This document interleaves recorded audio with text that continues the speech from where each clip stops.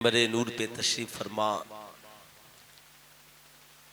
हमारी जमात के बावकार मुक़द्दस मुअज़्ज़ज़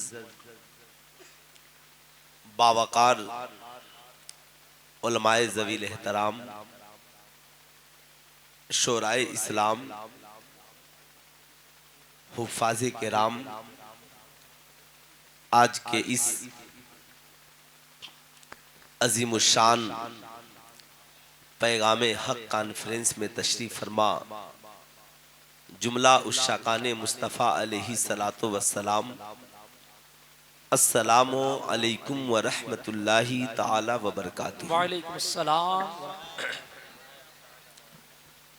अल्हम्दुलिल्लाहि वलिय्यही वस्सलातु वस्सलामु अला नबिय्यही अम्मा बाद फ़अऊज़ु बिल्लाहि मिनश शैतानिर रजीम बिस्मिल्लाहिर रहमानिर रहीम या अय्युहल्लज़ीना आमनू क़ू अनफुसकुम व अहलीकुम नारा सदक़ल्लाहुल अलीयुल अज़ीम बल्लगना रसूलुहुन नबीउल अमीनुल मकीनुल करीम व नहनु अला ज़ालिका लमिनश शाहिदीन व शाकिरीन व ज़ाकिरीन वल्हम्दुलिल्लाहि रब्बिल आलमीन। सारे जहान के मरकज़े अक़ीदत मुस्तफ़ा जाने रहमत शम्ए बज़्मे हिदायत हुज़ूर अहमद मुज्तबा हज़रत मोहम्मद मुस्तफ़ा सल्लल्लाहु ताला अलैहि वसल्लम के बारगाहे आली जाह में जी लगाकर हदिया दुरूदो सलाम पेश करे और पूरा मजमा बवाज़े बुलंद पढ़े अल्लाहुम्मा सल्ली अला अल्लाहुम्मा सल्ली अला सय्यदना शफ़ीअना हबीबना मौलाना मोहम्मद मादनिल जूद वल करम मंबइल इल्मे वल हिल्मे वल हिकम बारिक वसल्लिम सल्लु अलैहि सलातन व सलामन अलैका या हबीबल्लाह सल्लु अलैहि सलातन व सलामन अलैका या रसूलल्लाह दाइमन अबदन अबदा। हमारी और आपकी ये मुश्तरका खुशनसीबी है कि मदरसा कादरिया शमसुल उलूम के पैगाम हक़ कॉन्फ्रेंस व जलसे दस्तारबंदी में हम और आप हाजिर हैं। नकीबुल मुल्क जनाबे नजम शमशी साहब का हुक्म हुआ, फ़कीर आप हज़रात की दहलीज तक हाजिर आया। आने के बाद बेपनाह खुशी हुई।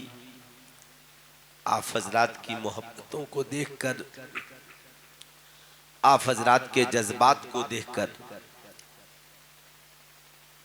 मुझसे पेशतर आपने शायर हिंदुस्तान हज़रत शकील रहबर चैनपुरी साहब किबला की बेहतरीन शायरी से आपने अपने आप को मुस्तफ़ीज़ किया। इंशाअल्लाह मेरे बाद हज़रत कारी ज़ैनुल आबिदीन साहब किबला से भी मुलाकात होगी। लेकिन सबसे बड़ी खुशी की बात है हमारी जमात का एक अजीम आलिम, जो आलिम भी है खानकाह का एक अजीम पीर भी है। माशाअल्लाह। वरना आजकल पीरों के प्रोटोकॉल बहुत हैं और अल जामिअतुल अशरफिया मुबारकपुर से जिस ज़ात ने दर्जे फजीलत तक का इल्म हासिल किया हो उसके बाद फिर पीर बना हो, नबीर हुजूर शमशुल मसाइक हज़रत अल्लामा व मौलाना नदीम साहब किबला मिसबाही दामत बरकातुहू लालिया वल कुद्सिया माशाअल्लाह इस खाकसारी के साथ यहाँ पर तशरीफ फरमा है। यकीनन दानिश भाई इनकी मोहब्बतें जिन्होंने इस उम्र में इस खानकाह को भी उरूज बख्शा है और इस इदारे को भी उरूज बख्शा है। माशाअल्लाह। अल्लाह रब्बुल इज़्ज़त इनके बाजुओं में और हिम्मत अता फरमाए। आमीन आमीन या रब। अब मैं तो जाने वालों से नहीं कह सकता कि आप आ जाइए, और मेरी ये भी आदत नहीं है कि पीछे वालों से कहूंगा कि आप उठ करके आगे आ जाइए। ये तो आपके ऊपर इंसाफ का मरहला है। ऐसे एक बात का एहसास हुआ, नबी की नात सुनी जानी चाहिए।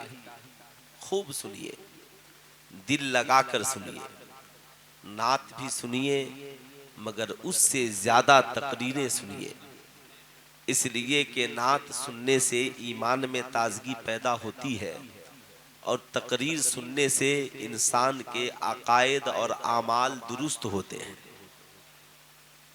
और इसमें ज्यादा बका है, ज्यादा फलाहो बहबूद है।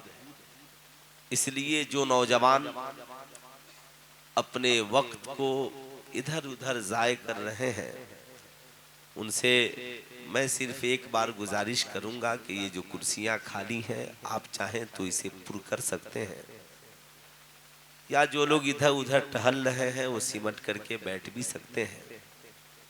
इन बुझे चरागों में रोशनी नहीं होती, मुस्तफ़ा नहीं होते तो जिंदगी नहीं होती। बहुत अच्छा, बहुत खुद चराग बन के जलो वक्त के अंधेरों में, भीख के चरागों से रोशनी नहीं होती।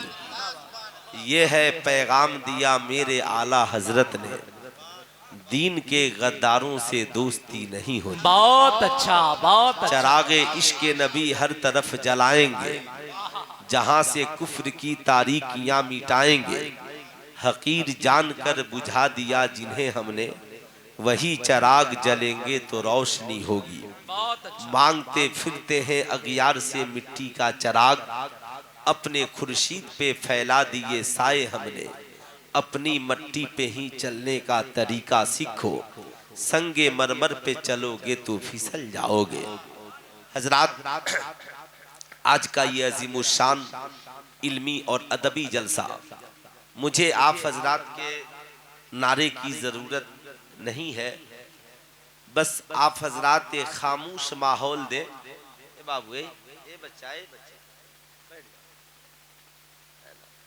इत्मीनान से बैठे, थोड़ी देर 20 मिनट सुने, 25 मिनट सुने, आधा घंटा सुने, इत्मीनान के साथ। कोई शोर शराबा हंगामे की ज़रूरत नहीं हो, बल्कि ऐसा लगे कि आप लखनऊ में बैठे हुए हैं। ये एक एहसास हो कि आप दरसगाह में बैठकर सुन रहे हैं। ये एक एहसास हो कि खानकाह में बैठे हैं। आपको ये एहसास होना भी चाहिए। जो इंसान अपने आप को नहीं पहचानता, वो समाज को क्या पहचानेगा। जो नौजवान अपनी अहमियत को नहीं समझते, जमाना भी उन्हें अहमियत नहीं देता। सबसे पहले इंसान अपनी अहमियत को समझे। जब इंसान अपने आप को समझ लेगा, जमाना भी उसकी अहमियत को समझने लगेगा। लेकिन आज बड़ा अफसोस है, हमारी कौम के नौजवान नारों की गूंज में और मुख्तलिफ मराहिल पे अपने सारे जोशो जज्बे और औकात को खर्च करते हैं, मगर कभी इस बात की फिक्र नहीं हुई कि हम क्या हैं, हमारी ज़िंदगी का मिशन क्या है, हमें करना क्या है, हमें अपना वक्त कहाँ लगाना है। जिस दिन हमारी कौम के नौजवानों ने ये सोच लिया, फिर तो डॉक्टर इकबाल का वो शेर है, नहीं तेरा नशीमन कसर सुल्तानी के गुंबद पर, तू शाहीन है बसेरा कर पहाड़ों के चट्टानों पर। तुम सईद भी हो, मिर्जा भी हो, अफगान भी हो, सच बताओ कि क्या तुम मुसलमान भी हो। जबाने पढ़ भी लिया ला इला तो क्या हासिल, दिलो निगाह मुसलमान नहीं तो कुछ भी नहीं। हम मियाँ आम जलसों में भी वही हंगामा आराई करें और दरसगाहों में भी आकर के वही हंगामा आराई करें, फिर आम और खास में फर्क क्या रह जाएगा। ए बेटा, ए बच्चा, मोबाइल अंदर रख लो, बैठो, तवज्जो इधर होनी चाहिए। उस वक्त से ये बच्चा मोबाइल हाथ में लिया है। पहले लोग दीन दरसगाह में सीखते थे, अब दीन यूट्यूब पे सीखते हैं। पहले लोग किताबों में जवाबात तलाशते थे, अब किताब चैट जीपीटी जी पे तलाशा जाता है। पहले लोग किताबों में मेहनतें करते थे, अब का नौजवान मेहनत नहीं, आहिस्ता से मोबाइल निकाल कर गूगल बाबा से जवाब पूछकर लिखकर कॉपी भरकर कॉलेज और स्कूल में चला जाता है। फिर आप सोचे कौम में मुफक्किर कहाँ से पैदा होंगे, कौम में रिसर्चर कहाँ से पैदा होंगे। पहले हम किताबें पढ़ाते थे तो एक सवाल के 10-10 जवाब क्लास से आते थे, इसलिए कि 10 बच्चों की 10 फिक्रें होती थी, मगर अब सारे बच्चों का सिर्फ एक जवाब आता है, इसलिए कि सब ने चैट जीपीटी जी पे भरोसा कर लिया है। यही हाल अगर हमारा रहा तो आने वाले दिनों में हमारे बच्चे कंपटीशन फेस नहीं कर पाएंगे, हमारे बच्चों के फिक्र की उड़ान रुक जाएगी, हमारी समाज का क्या होगा, हमारे माशरे का क्या होगा। इसलिए कौम के दानिश्वरों को, कौम के रहबरों को, देखिए इस बच्चे को मैंने कहा सिर्फ मोबाइल रखने के लिए, तो अब ये घर चला गया, जाहिर सी बात है, चूंकि उसका मिशन यही है कि बैठ करके मोबाइल पे हमें काम करना है, तो फिर तौहीद नेटवर्क की क्या जरूरत है, सारा काम आप ही कर लेंगे। हर इंसान अपने हिस्से का काम ईमानदारी से करे। मोबाइल इस्तेमाल ही के लिए बना है। इंशाअल्लाह आप जितनी देर मेरी गुफ्तगू सुनेंगे, लेकिन इसमें 2 मौज़ूआत हैं, एक इस्लाहे माशरा और दूसरा अकायद कुरान और हदीस की रोशनी में। जाहिर सी बात है अगर मैं दोनों न बोलूं तो फिर आप कहेंगे आपको तो मौजू दिया गया था। आला हजरत अजीमुल बरकत फरमाते हैं, करूं मद है अहले दुवल्लज़ा, पड़े इस बला में मेरी बला, मैं गदा हूं अपने करीम का, मेरा दीन पा रहे ना नहीं, मेरा दीन पा रहे ना नहीं। हजरात, ईमान की खूबसूरती के लिए अकायद का खूबसूरत होना जरूरी है, ईमान की ताजगी के लिए अकायद का बेहतर होना जरूरी है, आमाल की कबूलियत के लिए अकायद का बेहतर होना जरूरी है। यही वजह है मियाँ हमारे यहाँ अकायद भी बताए जाते हैं और आमाल भी सिखलाए जाते हैं। क्यों? इसलिए कि खुदा के बारे में जिसका अकीदा अच्छा नहीं हो उसकी नमाजों से क्या फायदा, नबी के बारे में जिसका अकीदा बेहतर ना हो फिर उसके दुरूदो सलाम से क्या फायदा, सहाबा के बारे में जिसका अकीदा अच्छा नहीं हो फिर उसकी नमाजों का क्या फायदा। फिर तो वही हाल होगा, मस्जिदे मरसिया खां है के नमाजी न रहे, यानी वो साहबे औसाफे हजाजी न रहे। मस्जिद तो बना ली शब भर में, ईमा की हरारत वालों ने, मन अपना पुराना पापी था, बरसों में नमाजी बन न सके। आज क्या आपको तअज्जुब नहीं होता कुरान पढ़ने वाला ये कहे कि माज़ल्लाह नबी को इल्मे गैब नहीं है? क्या आपको ये अफसोस नहीं होता नबी पे दुरूदो सलाम पढ़ने वाला, कब्र में मुनकर नकीर के सवालात पे यकीन रखने वाला, वो ये कहे कि माज़ल्लाह हुजूर मरकर के मिट्टी में मिल गए। मियाँ नमाज में वलियों पे सलाम पढ़ने वाला ये कहे कि औलिया का जिक्र कहाँ है? तअज्जुब होना चाहिए और ये तअज्जुब की जाबी है। मियाँ इस तरक्की याफ्ता दौर में कोई ये कहे कि नबी मदीने से हमें कैसे देख रहे हैं, ये तो तअज्जुब बलाए तअज्जुब है। आला हजरत ने अकीदा दिया और कोई गैब क्या, तुमसे नेहा हो भला जब न खुदा ही छिपा, तुम पे करोड़ों दुरूद। याद रखिएगा नमाज में ईमान भी है, नमाज में अकीदा भी है। याद रखिएगा नमाज में ईमान भी है, नमाज में अकीदा भी है। तअज्जुब की जा है कि फिरदौसे आला बनाए खुदा और बसाए मोहम्मद सल्लल्लाहु अलैहि वसल्लम। आपने सारी दुनिया से आपने देखा होगा, जो ही आप खानकाह में पहुंचते हैं अपने साथी से पूछते हैं, बता जरा मेरे पीर साहब को क्या पसंद है। जो ही नौशा हुजरे में दाखिल हुआ पूछता है दुल्हन को क्या पसंद है। मियाँ बच्चे पूछते हैं माँ बाप को क्या पसंद है, भाई भाई की पसंद में लगा है, दोस्त दोस्त की पसंद में लगा है।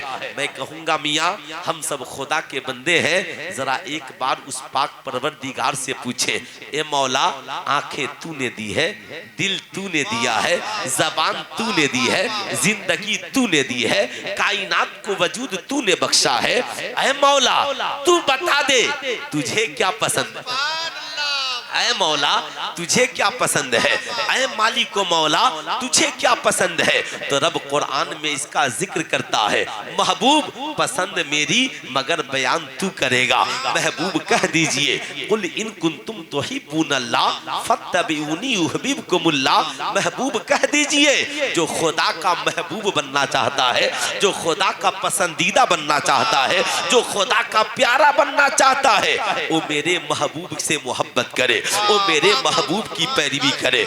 यानी सारी दुनिया को अपनी अपनी पसंद मगर खुदा को अपने महबूब की मोहब्बत पसंद है। तभी तो बरेली के रजा इसकी तर्जमानी करते हैं, खुदा की रजा चाहते हैं दो आलम, खुदा चाहता है रजाए मोहम्मद।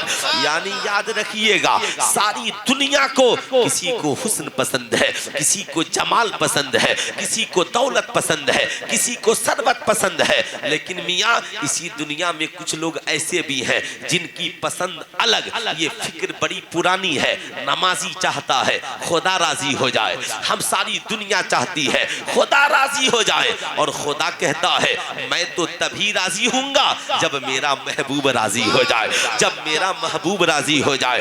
यही वजह है जहाँ जहाँ खुदा का जिक्र है वहीं वहीं महबूब का जिक्र है, वहीं वहीं मुस्तफ़ा का जिक्र है। याद रखिएगा मियाँ अगर इस समाज में हम जीवित और जिंदा हैं तो जाहिर सी बात है, आइए जरा सा पूछे ऐ मालिको मौला तुझे महबूब की पैरवी पसंद? हाँ हाँ मियाँ याद रखिएगा ये रब फरमाता है। लेकिन आज अफसोस की बात, हर कबीले के लोगों ने अलग रहबर तलाश लिया है। बाइकवट का अलग रहबर, फारवट का अलग रहबर, हर इलाके का अलग रहबर, हर बरादरी का अलग रहबर। आपसे मैं पूछना चाहता हूँ आप 2025 में जी रहे हैं या 1500 साल पीछे जी रहे हैं? ये बात तो बड़ी पुरानी है। हुजूर नहीं आए थे तो हर कबीले का रहबर अलग था, हर कबीले का रहनुमा अलग था, माज़अल्लाह हर कबीले का माबूद अलग था। मगर रब ने जब महबूब को भेज दिया कहा अब एक कबीले का रहबर नहीं होगा, अब कोई एक कबीले का पैगंबर नहीं होगा, अब मेरा महबूब जा रहा है, जिंदगी तेरी होगी, रहबरी मेरे महबूब की होगी। लक़द काना लकुम फी रसूलिल्लाहि उस्वतुन हसना। मेरा महबूब सारी कायनात का रहबर बनकर जा रहा है, रहनुमा बनकर जा रहा है। गोरों का रहबर मुस्तफ़ा है, कालों के रहबर मुस्तफ़ा है, अमीरों के रहबर मुस्तफ़ा है, गरीबों के रहबर मुस्तफ़ा है। मियाँ बारगाह एक है मगर औरत को भी सुकून वहीं मिले, ताजिरों को सुकून वहीं मिले। मियाँ याद रखिएगा अमीरों को सुकून वहीं मिले, गरीबों को सुकून वहीं मिले, आलिमों को सुकून वहीं मिले, जाहिलों को सुकून वहीं मिले।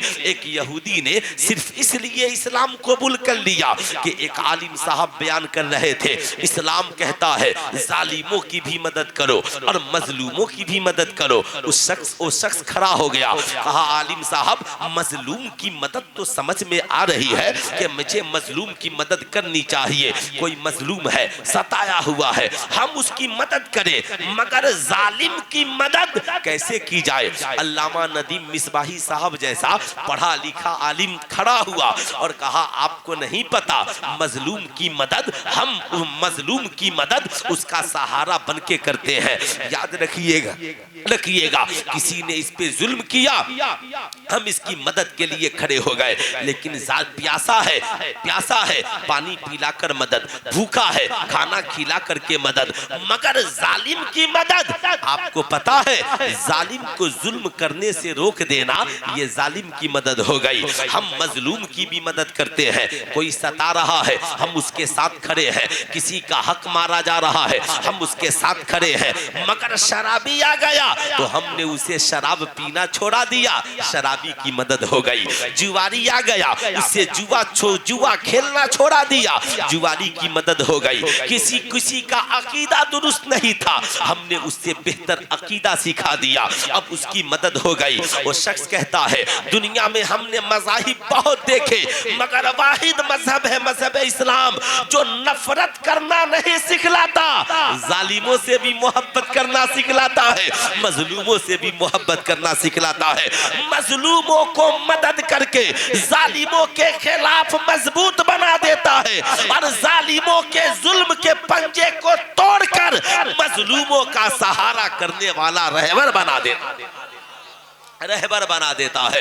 यही वजह है मैं कहूंगा मियाँ ये इस्लाम है इस्लाम। अब आइए जरा सा इसके दामन में आ जाइए। ये जमाना बड़ा प्यारा है। अब इस दौर में कोई कहे मियाँ आप कहते हो हुजूर जिंदा है, मैं कहता हूँ ये मैं नहीं कहता, ये तो मैं नहीं कहता, ये तो मेरे हुजूर कहते हैं। मैं कहूंगा मियाँ ये हमारा सिर्फ बरेली के रजा का अकीदा नहीं है, आपको ये मानना पड़ेगा। मियाँ उठाइए इब्ने माजा शरीफ, सहाबा ने हुजूर से पूछा सरकार क्या हजरत आदम जिंदा है, हजरत नूह जिंदा है, हजरत जकरिया जिंदा है, हजरत यहिया जिंदा है, हजरत मूसा व ईसा जिंदा है, जो अंबिया गुजर गए क्या वो अपनी कब्रों में जिंदा है?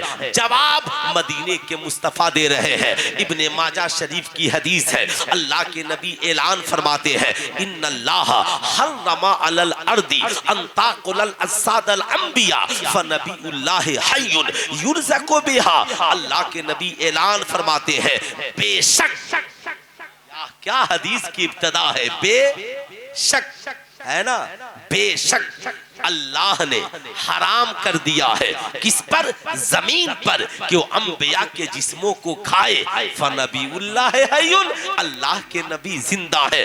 अब सुल्तान रजा पूछना चाहता है जिसे नबी जिंदा कह दे, दुनिया में किसी की ताकत है वो उसे मुर्दा कह दे? अरे जरा हाथ उठाकर बोले दुनिया में किसी की ताकत है उसे मुर्दा कह दे।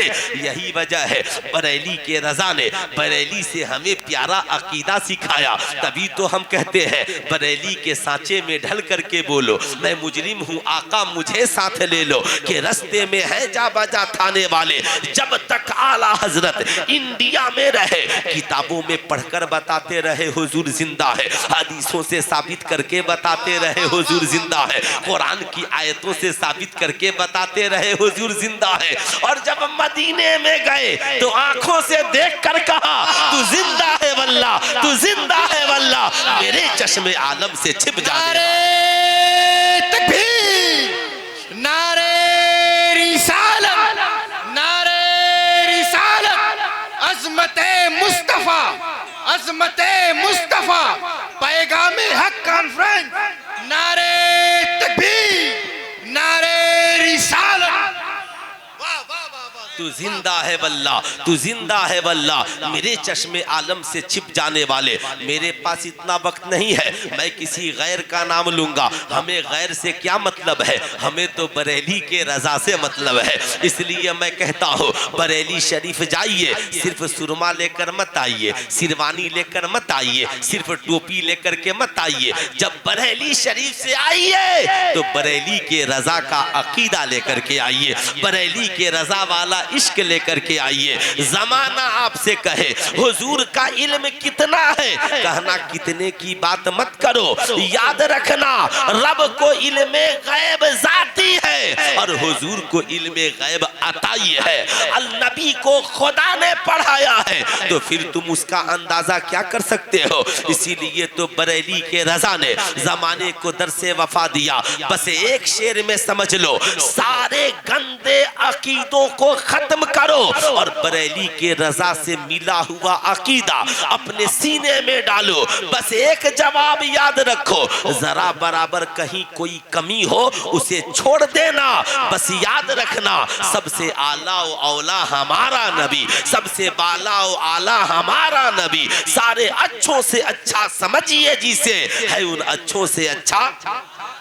आपसे मैं पूछना चाहता हूँ कब्र में कौन आता है? हुजूर आते हैं। हमारी मुश्किल कुशाई कौन करता है? हुजूर करते हैं। आपको मैं बस इतना याद दिला देना चाहूंगा, मियाँ अगर आप वाकई में आप मुसलमान हैं तो हर मुसलमान नमाज तो पढ़ता ही है, लेकिन जरा सा नमाज में देख तो ले। मियाँ याद रखिएगा जिसका नबी मरकर माशाल्लाह मिट्टी में मिल जाए फिर उसका किरदार कैसे जिंदा होगा, उसका इखलाक कैसे जिंदा होगा। होगा। इसलिए ये सारी बातें फजूल की हैं। हमें ये अकीदा रखना है, मेरा नबी जब कल भी जिंदा था, आज भी जिंदा है।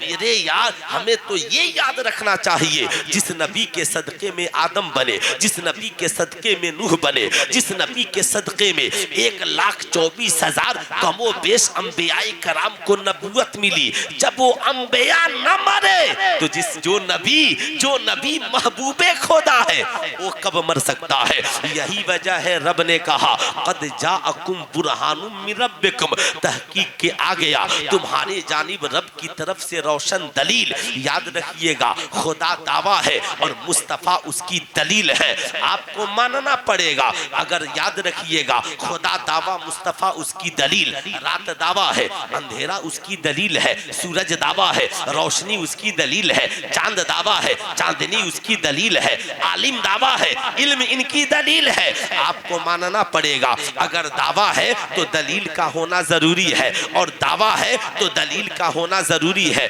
ऐसा नहीं होता रात हो अंधेरा नहीं हो, चांद हो चांदनी नहीं हो, दिन हो उजाला नहीं हो, आलिम हो और इल्म नहीं हो। आपको मानना पड़ेगा मियाँ, अगर चांद है तो चांदनी होगी, रात है तो अंधेरा होगा, सूरज है तो रोशनी होगी, आलिम है तो इल्म होगा, तो मानना पड़ेगा। खुदा दावा है तो मियाँ जो दलील है वो दलील कब मर सकती है। रब फरमाता है महबूब कह दीजिए कुल्लु मन अलैहा फान यबका वजहु रब्बिका जुल जलाल वल इकराम, सारी दुनिया फना हो जाएगी, बाकी रहने वाली जात खुदा की जात है। तो मियाँ मानना पड़ेगा, जब सारी दुनिया फना हो जाएगी तो सिर्फ खुदा बाकी होगा। तो खुदा दावे की शक्ल में जिंदा है, मुस्तफा दलील की शक्ल में जिंदा है, मुस्तफा दलील की शक्ल में जिंदा है। इसलिए याद रखिएगा, यही तो मैं कहता हूँ,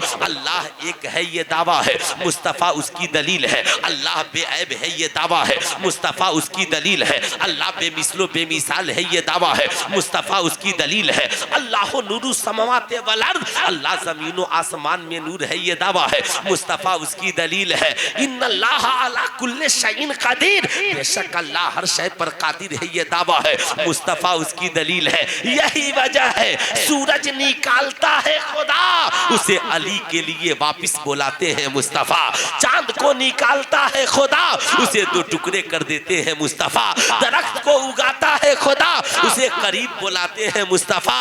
मियाँ मौत अता करता है खुदा और कब्र में नूर बिखेर देते हैं मुस्तफा।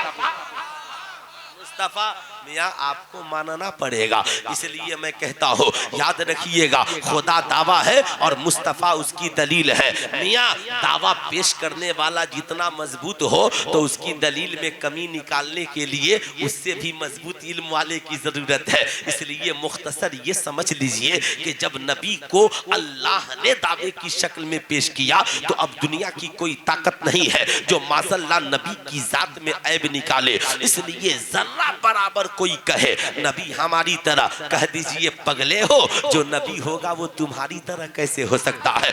कह देना माशअल्लाह नबी मरकर मिट्टी में मिल गए, कहा पगले इब्ने माजा शरीफ उठा, आदम से लेकर ईसा तक न मरे तो जिस नबी के सदके में सब बने वो नबी कब मर सकता है। कोई कहेगा माशअल्लाह माशअल्लाह, बता माशअल्लाह नबी का वसीला जायज नहीं। कहना बे पगले, अगर वो नबी न होते तो बता कुरान तुझे किसके वसीले से मिला है, नमाज तुझे किसके वसीले से मिला है। इसलिए मैं आपसे कहूंगा आप इन तमाम चीजों को याद रखें और जहन में बात बैठा ले। जब आप नमाज पढ़ेंगे तो दो चीजें मिलती हैं, एक है इबादत और एक है मोहब्बत। बंदा जब नमाज के लिए खड़ा हुआ, हम जो ही खड़े हुए, इस्तकबाले किबला नमाज में शर्त है। आपको पता करना पड़ेगा, चारों तरफ नमाजें नहीं होती, चारों तरफ नमाजें अगर आप इंडिया में खड़े हैं, दक्षिण तरफ चेहरा करके नमाज पढ़िएगा, उत्तर तरफ चेहरा करके नमाज पढ़िएगा, पूरब की तरफ चेहरा करके नमाज पढ़िएगा। अल्लामा नदीम साहब किबला कहेंगे सुल्तान रजा जब खड़े होंगे तो पश्चिम की तरफ चेहरा करेंगे। मैंने पूछा क्यों? कहा सुल्तान रजा काबा पश्चिम में है, इसलिए काबे को किबला बनाना जरूरी है। मैंने कहा क्यों? दक्षिण में खुदा नहीं है, उत्तर में खुदा नहीं है, पूरब में खुदा नहीं है। कहाँ गए वो लोग जो कहते हैं वलियों से क्या लेना देना? आपको मानना पड़ेगा मियाँ। जैसे आपने ट्रेन को देखा होगा, ट्रेन को रेलवे ट्रैक पूरे हर बस्ती में बिछी है, मगर आपको ट्रेन पकड़ने की जरूरत हो कहाँ जाएंगे? आप फूलपुर रेलवे स्टेशन जाएंगे। मैंने कहा क्यों? नजम शमशी साहब आपके घर के बगल से रेलवे क्रॉसिंग है, आप वहीं रेलवे ट्रैक पे खड़े हो जाइए, सारी गाड़ियां इधर से गुजरती हैं, पकड़ लीजिएगा। हजरत कहेंगे सुल्तान रजा रेलवे ट्रैक से गाड़ियां गुजरती जरूर है, मगर ठहरने के लिए पकड़ने के लिए सरकार ने स्टेशन बना दिया है। मैंने कहा पगले यही बात समझ ले, खुदा मौजूद हर जगह है, याद रखना खुदा जगह से पाक है। अल्लाह नूरु समावाते वल अर्द। हम खुदा के लिए जगह का तयन नहीं कर सकते। कोई कह नहीं सकता कि काबे में खुदा है, अगर ये अकीदा बना ले गड़बड़ हो जाएगा। कोई कह नहीं सकता पश्चिम में खुदा है, नहीं। अल्लाह नूरु समावाते वल अर्द, अल्लाह जमीनों आसमान में नूर है। अल्लाह ने कुरान में ये अकीदा बयान कर दिया। तो खुदा मौजूद हर जगह, खुदा की रहमत हर जगह, मगर नमाज जब पढ़ने की बारी आई तो जाहिर सी बात है क्या हम पश्चिम के तरफ, हम पूरब की तरफ चेहरा करें? नहीं। नमाज पढ़ने के लिए काबे को किबला बना दिया गया है, कंपलसरी है। मियाँ काबा खुदा नहीं है, काबा खुदा नहीं है, बल्कि काबा खुदा और बंदे के दरमियान वसीला है। अब मुझे ठहर कर कहने दीजिए, जब काबा नमाज में खुदा और बंदे के दरमियान वसीला न बने तो एक नमाज नहीं होगी। ऐ काबा तू बता, सारी दुनिया के मुसलमानों की नमाज का वसीला तू है, यानी किबला तू है, मगर तेरा किबला कौन है? काबा कहता है सारी दुनिया का किबला मैं हूँ और मेरे किबले का नाम मुस्तफा जाने रहमत है, आमिना के लाल है, बरेली के रजा उसका जिक्र करते हैं। हाजियों आओ शहनशाह का रोजा देखो, काबा तो देख चुके, काबे का काबा देखो, गौर से सुन तो रजा काबे से आती है सदा, मेरी आंखों से मेरे प्यारे का रोजा। नारे तकबीर, नारे रिसालत, पैगामे हक कॉन्फ्रेंस, जलसे दस्तार बंदी, नारे तकबीर, नारे रिसालत। तभी तो मियाँ हजरत अब्दुल मुत्तलिब कहते हैं मियाँ ये मैं बात तफसीर की नहीं कर रहा हूँ, ये मैं बात सीरत की नहीं कर रहा हूँ, बात आंख देखी कर रहा हूँ। हजरत अब्दुल मुत्तलिब कहते हैं मैं काबे के करीब आराम कर रहा था और काबा मेरे घर की तरफ सजदा कर रहा था। काबे ने बता दिया सारी दुनिया का किबला मैं हूँ और मेरे सारी दुनिया के सजदे का वसीला मैं हूँ और मेरे सजदे का वसीला आमिना का लाल है।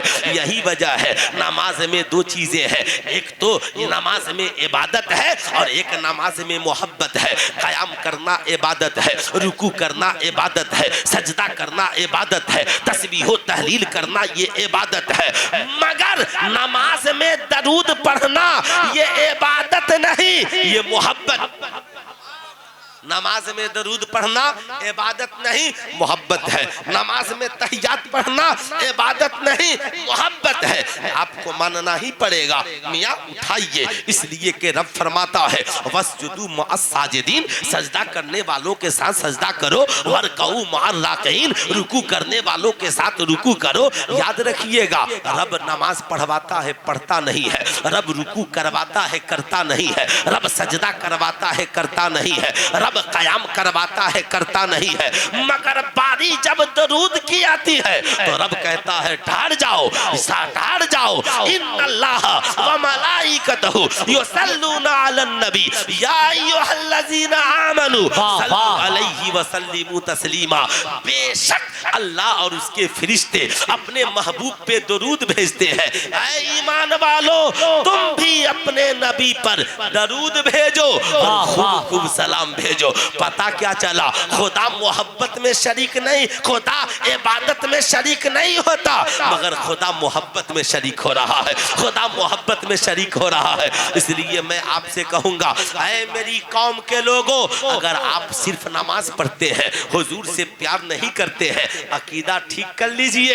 इसलिए कि खुदा को जब बगैर हुजूर की मोहब्बत वाली नमाज पसंद नहीं है तो बगैर मोहब्बत रसूल वाला इंसान कब पसंद होगा। इसलिए सजदा भी कीजिए, हुजूर से प्यार भी कीजिए, कयाम भी कीजिए, हुजूर से मोहब्बत भी कीजिए। याद रखिएगा, और सिर्फ मोहब्बत करने वालों से भी गुजारिश है, जलसा आप कराइएगा तो कभी आपने हुजूर से पूछा, सरकार आप बताएं, हमने खुदा की पसंद को जान लिया कि आपकी मोहब्बत खुदा को पसंद है, मगर हुजूर आपको क्या पसंद है? हुजूर फरमाते हैं, अस्सलातु कुर्रतु ऐनी, नमाज मेरी आंखों की ठंडक है। यानी खुदा को हुजूर की मोहब्बत पसंद और हुजूर को नमाज पसंद है, हुजूर को सजदा पसंद है, हुजूर को कयाम पसंद है। इसलिए मैं कहूंगा, ऐ सुन्नियो, नारा आप लगाइएगा, हुजूर की आंखों को ठंडक कौन पहुंचाएगा? नात शरीफ सुनकर आप झूमिएगा, आजान सुनकर मस्जिदों में कौन जाएगा? लब्बैक या रसूलल्लाह का नारा आप लगाइएगा, हुजूर की आंखों को ठंडक कौन पहुंचाएगा? इसलिए मैं कहूंगा, आज ये अहद कर लीजिए कि इंशाअल्लाह हम सब नमाजी बनेंगे, क्योंकि खानकाहों का दस्तूर है, खानकाहें बाद में बनती हैं, खानकाहों में दरसगाह भी बनता है, खानकाहों में सजदागाह भी बनता है और खानकाहों में मज़ार भी है। क्यों? ताकि बंदा पहले पढ़ेगा, फिर इबादत करेगा और नमाज पढ़ के निकलेगा तो वली की बारगाह में सलाम पढ़ेगा। और ये तरीका भी नमाज में यही है, बंदा पहले इल्म सीखता है ना, नियत बांधता है, तहारत वगैरह की अदायगी करता है, यानी शरीयत सीख कर इबादत में दाखिल होता है, फिर इबादत करके निकलता है। तो आप नमाज में देख ले, जो ही इबादत मुकम्मल, तहियात शुरू है, दुरूद शुरू है, मानना पड़ेगा। जब जब बंदा नमाज पढ़ता है, पढ़ना ही पड़ेगा, अस्सलामु अलैका अय्युहन नबी वस्सलामु अलैना वस्सलामु अला इबादिल्लाहि सालिहीन। मियां अल्लाह ने ऐसा इंतजाम कर दिया कि जब जब नमाज पढ़िएगा तब तब नबी पे सलाम होगा। क्यों? अस्सलामु अलैका अय्युहन नबी, ऐ नबी आप पर सलाम हो, वस्सलामु अलैना हम सब पर सलाम हो, वस्सलामु अला इबादिल्लाहि सालिहीन और अल्लाह के जितने नेक बंदे हैं सब पर सलाम हो। अब मैं आपसे कहना चाहूंगा मियाँ, इसलिए आपसे गुजारिश है, अगर सिर्फ उर्स मनाइएगा हुजूर की याद एक रात आएगी, अगर सिर्फ चादर चढ़ाइएगा अल्लाह वालों की याद 10 मिनट के लिए आ जाएगी, सिर्फ फातिहा कराइएगा तो अल्लाह वालों की याद 5-10 मिनट आएगी। मगर नमाजी बन जाइएगा, नमाजी बन जाइएगा, महीना कोई होगा, फजर पढ़िएगा, खुदा भी याद आएगा, मुस्तफा भी याद आएंगे, अल्लाह वाले भी याद आएंगे। इसलिए मियाँ, एक भी वली ऐसा नहीं गुजरा जो नमाजी नहीं हो। तो हम वलिया औलियाए किराम के चाहने वाले हैं, हमें भी वैसा ही बनना चाहिए। फजर हमारी कज़ा ना हो, ज़ोहर हमारी कज़ा ना हो, असर मगरिब इशा में हम हाजिर हो। आप ईमानदारी से बताएं, आज जमाना डिप्रेशन की गोलियां खा खा कर सो रहा है। मैं कहता हूँ 5 वक्ता नमाजी बन जाइए। आप ईमानदारी से बताइए, आपके पास जिस्म है और ये जिंदगी के लिए 2 चीजें चाहिए, एक है जिस्म और एक है रूह। अगर रूह सलामत है तो ये जिस्म सलामत है। आप ईमानदारी से बताएं, आंख का देखना रूह की वजह से है, बाजू का काम करना रूह की वजह से है, पांव का काम करना रूह की वजह से है, आपके पार्ट्स ऑफ बॉडी का काम करना ये रूह की वजह से है। अब मैं आपसे पूछना चाहता हूँ, आपने जिस्म की गज़ा का इंतजाम तो खूब किया, सुबह का नाश्ता, दोपहर का खाना, रात का खाना, यानी जिस्म को आपने बहुत मजबूत बना लिया। यहाँ तक के जिस्म के ऊपर दाढ़ी और बाल निकले तो हमने मूंछों का भी काफी इंतजाम किया, दाढ़ी का भी काफी इंतजाम किया, जुल्फों को भी खूब संवारा, जिस्म को ढांपने के लिए लिबास भी खूब अच्छे अच्छे पहने, माओं का लिबास, बहनों का लिबास, बेटियों का लिबास, नौजवानों का लिबास, बूढ़ों का लिबास, सर्दी का लिबास, गर्मी का लिबास, सारे मलबूसात को हमने पहन लिया। यानी जिस्म का इंतजाम हमने बहुत किया, मगर ईमानदारी से बताएं हम में रूह का इंतजाम कितने लोगों ने किया है? माशाअल्लाह। हजरात आप देखें, शारे अहले सुन्नत, शारे मसलक आला हजरत जनाब मोहतरम कारी ज़ैनुल आबदीन साहब के बिला कानपुरी की मिंबर रसूल पर आमद है।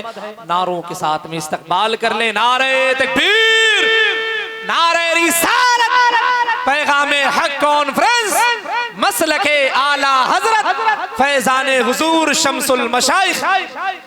अब मैं आपको बताना चाहूंगा, जिस्म की गजा का आपने खूब इंतजाम किया, मगर बुरा मत मानिएगा, आज इंसान डिप्रेशन में जा रहा है, आज बच्चे बच्चे डिप्रेशन के शिकार है, आज हमारी माएँ बहनें डिप्रेशन की शिकार है।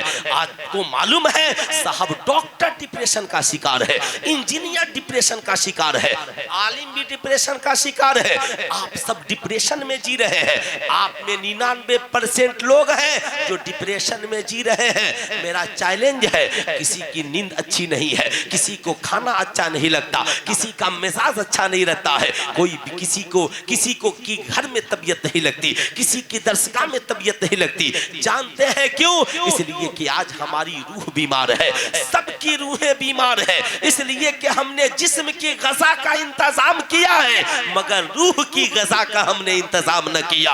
अब आप कहेंगे मियाँ जिस्म की गजा तो होटल में है, जिस्म की गजा रेस्टोरेंट में है, जिस्म की गजा आपके घरों में है, जिस्म की गजा फल मंडियों में है, मगर रूह की गजा तो रब फरमाता है अला बिज़िक्रिल्लाह तत्मइन्नुल कुलूब, रूह की याद रखना, तुम्हारे दिलों को सुकून खुदा की याद से मिलता है। अच्छा एक बात याद रखिएगा, अल्लाह ने ये नहीं कहा खानकाह में मिलता है, सजदागाह में मिलता है, दरसगाह में मिलता है, बल्कि खुदा की याद में मिलता है। जहाँ खुदा की याद आ जाए वहीं को सुकून मिल जाए, याद आ जाए वहीं आत्मा को शांति मिल जाए, जहाँ खुदा की याद आ जाए। यही वजह है अल्लाह ने पूरी रूए जमीन को मस्जिद बना दिया महबूब के एक सजदे के सदके में, ताकि ये बंदे जहाँ भी रहे वहीं पेशानी को झुका ले, वहीं पेशानी को झुका ले मियाँ। लेकिन हम मस्जिदों को इसलिए याद करते हैं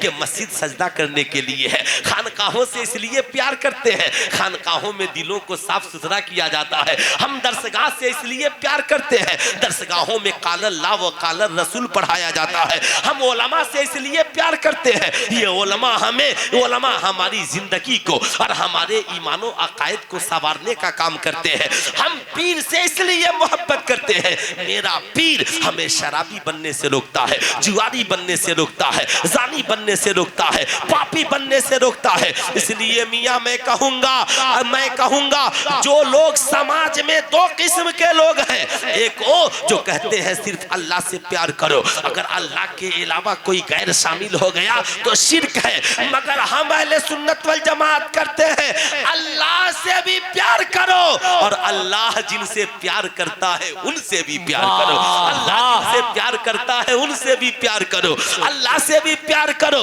हो सकता है हमारे आमाल उस लायक नहीं है, हमारे किरदार उस लायक नहीं है, हमारे कैरेक्टर उस लायक नहीं है, मगर इन अल्लाह वालों के वसीले से हमारी जिंदगी में इनकलाब आ जाए, खुदा हमें अपना महबूब बना ले। इसलिए मियाँ मैं कहूँगा खुदा से प्यार करने वाला भी बनिए और खुदा के नेक बंदों से मोहब्बत करने वाला भी बनिए। बहुत अच्छा हज़रत, माशाअल्लाह। मगर मोहब्बत को बढ़ाइए भी मत और मोहब्बत को बढ़ाइए भी मत और मोहब्बत को घटाइए भी मत, मोहब्बत को कायम रखिए, मोहब्बत को बढ़ाइए मत। आला हजरत का एक शेर पढ़ता हूँ, आप भी पढ़ते होंगे, पेशे नजर ओ नौ बहार, सजदे को दिल है बेकरार, रोकिए सर को रोकिए, रोकिए रोकिए, सर को रोकिए, हाँ यही तो इम्तिहान। वाह वाह, रोकिए, रोकिए, सर को रोकिए, हाँ यही तो इम्तिहान है। रोकिए, सर को रोकिए, हाँ यही तो इम्तिहान है। लेकिन आज का सुन्नी इतना तेज हो गया, इतना तेज हो गया, जाहिर सी बात है तेजी तो लाजमी है ना। एक लड़का ऑनलाइन क्लास का इतना फास्ट सुन रहा था, मैंने कहा तुम समझ रहे हो? कहा हजरत आप भी सुनने लगिएगा तो आप भी फास्ट समझने लगिएगा। मैंने कहा यार जैसे हमारे यहाँ मना है ना, कुरान के बारे में कहा जाता है रत्तिलिल कुरान तरतीला, ठहरो कुरान को ठहर ठहर कर तरतील के साथ पढ़ना। इसलिए हमारे उलमा बार बार रमजान में कहते हैं हाफिज साहब जरा ठहर कर, हाफिज साहब जरा ठहर कर, हाफिज साहब जरा ठहर कर, है ना, समझ लीजिएगा। लेकिन इस जो तरक्की याफ्ता दौर जिसमें हम जीवित और जिंदा हैं, हम सब किसके मानने वाले हैं? मसलके आला हजरत के मानने वाले हैं। कितने लोग मानने वाले हैं मसलके आला हजरत के? जरा हाथ उठाइए, सब मानने वाले हैं।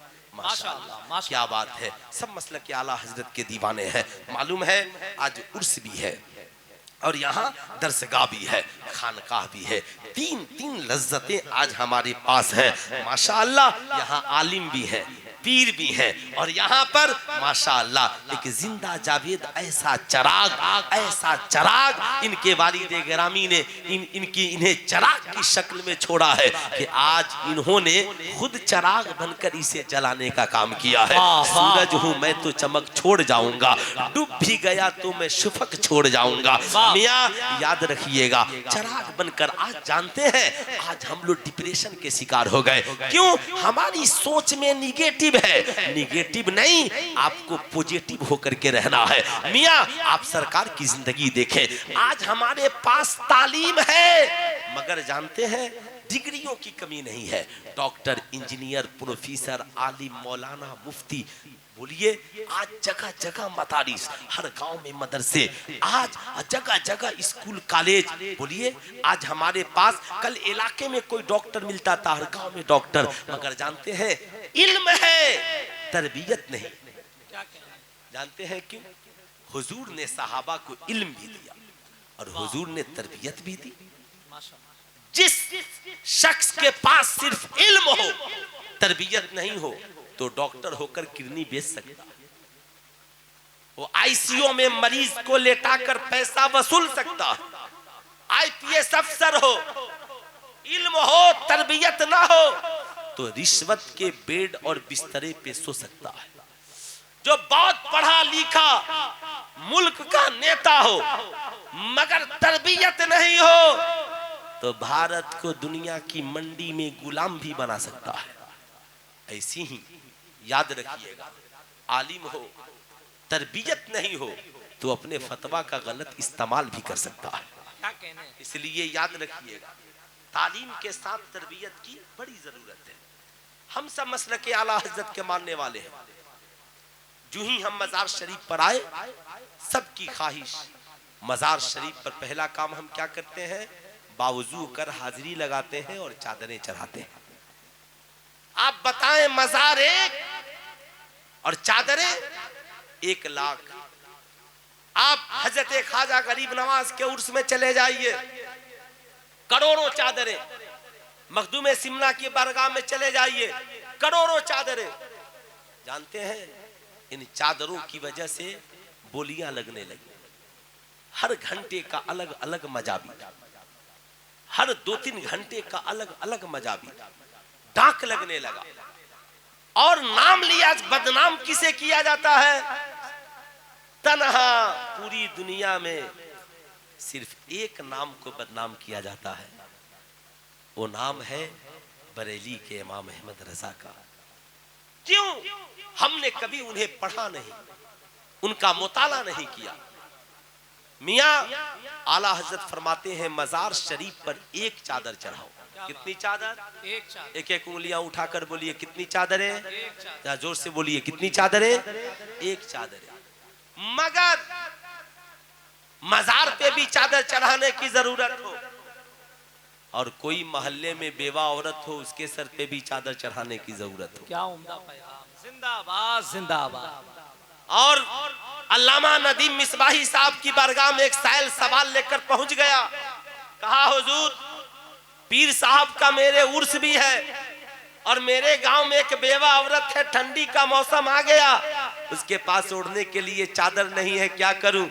हजरत ने कहा सुन, तू चादर नहीं भी चढ़ाएगा तो हजरत की अजमत में कोई फर्क आने वाला नहीं है। चादर चढ़ाना फर्ज नहीं है, मगर वो औरत जिसे ठंडी से मरने का खौफ है, सर का बेपर्दा होने का खौफ है, एक काम कर, अपने पीर के नाम पर चादर खरीद के एक अच्छी चादर उसी औरत के सर पे चढ़ा दे। खानकाह में, मज़ार में पीर खुश हो जाएगा और उसकी दुआओं से तेरी जिंदगी खुशहाल हो जाएगी। जिंदाबाद जिंदाबाद, जिंदगी खुशहाल हो जाएगी।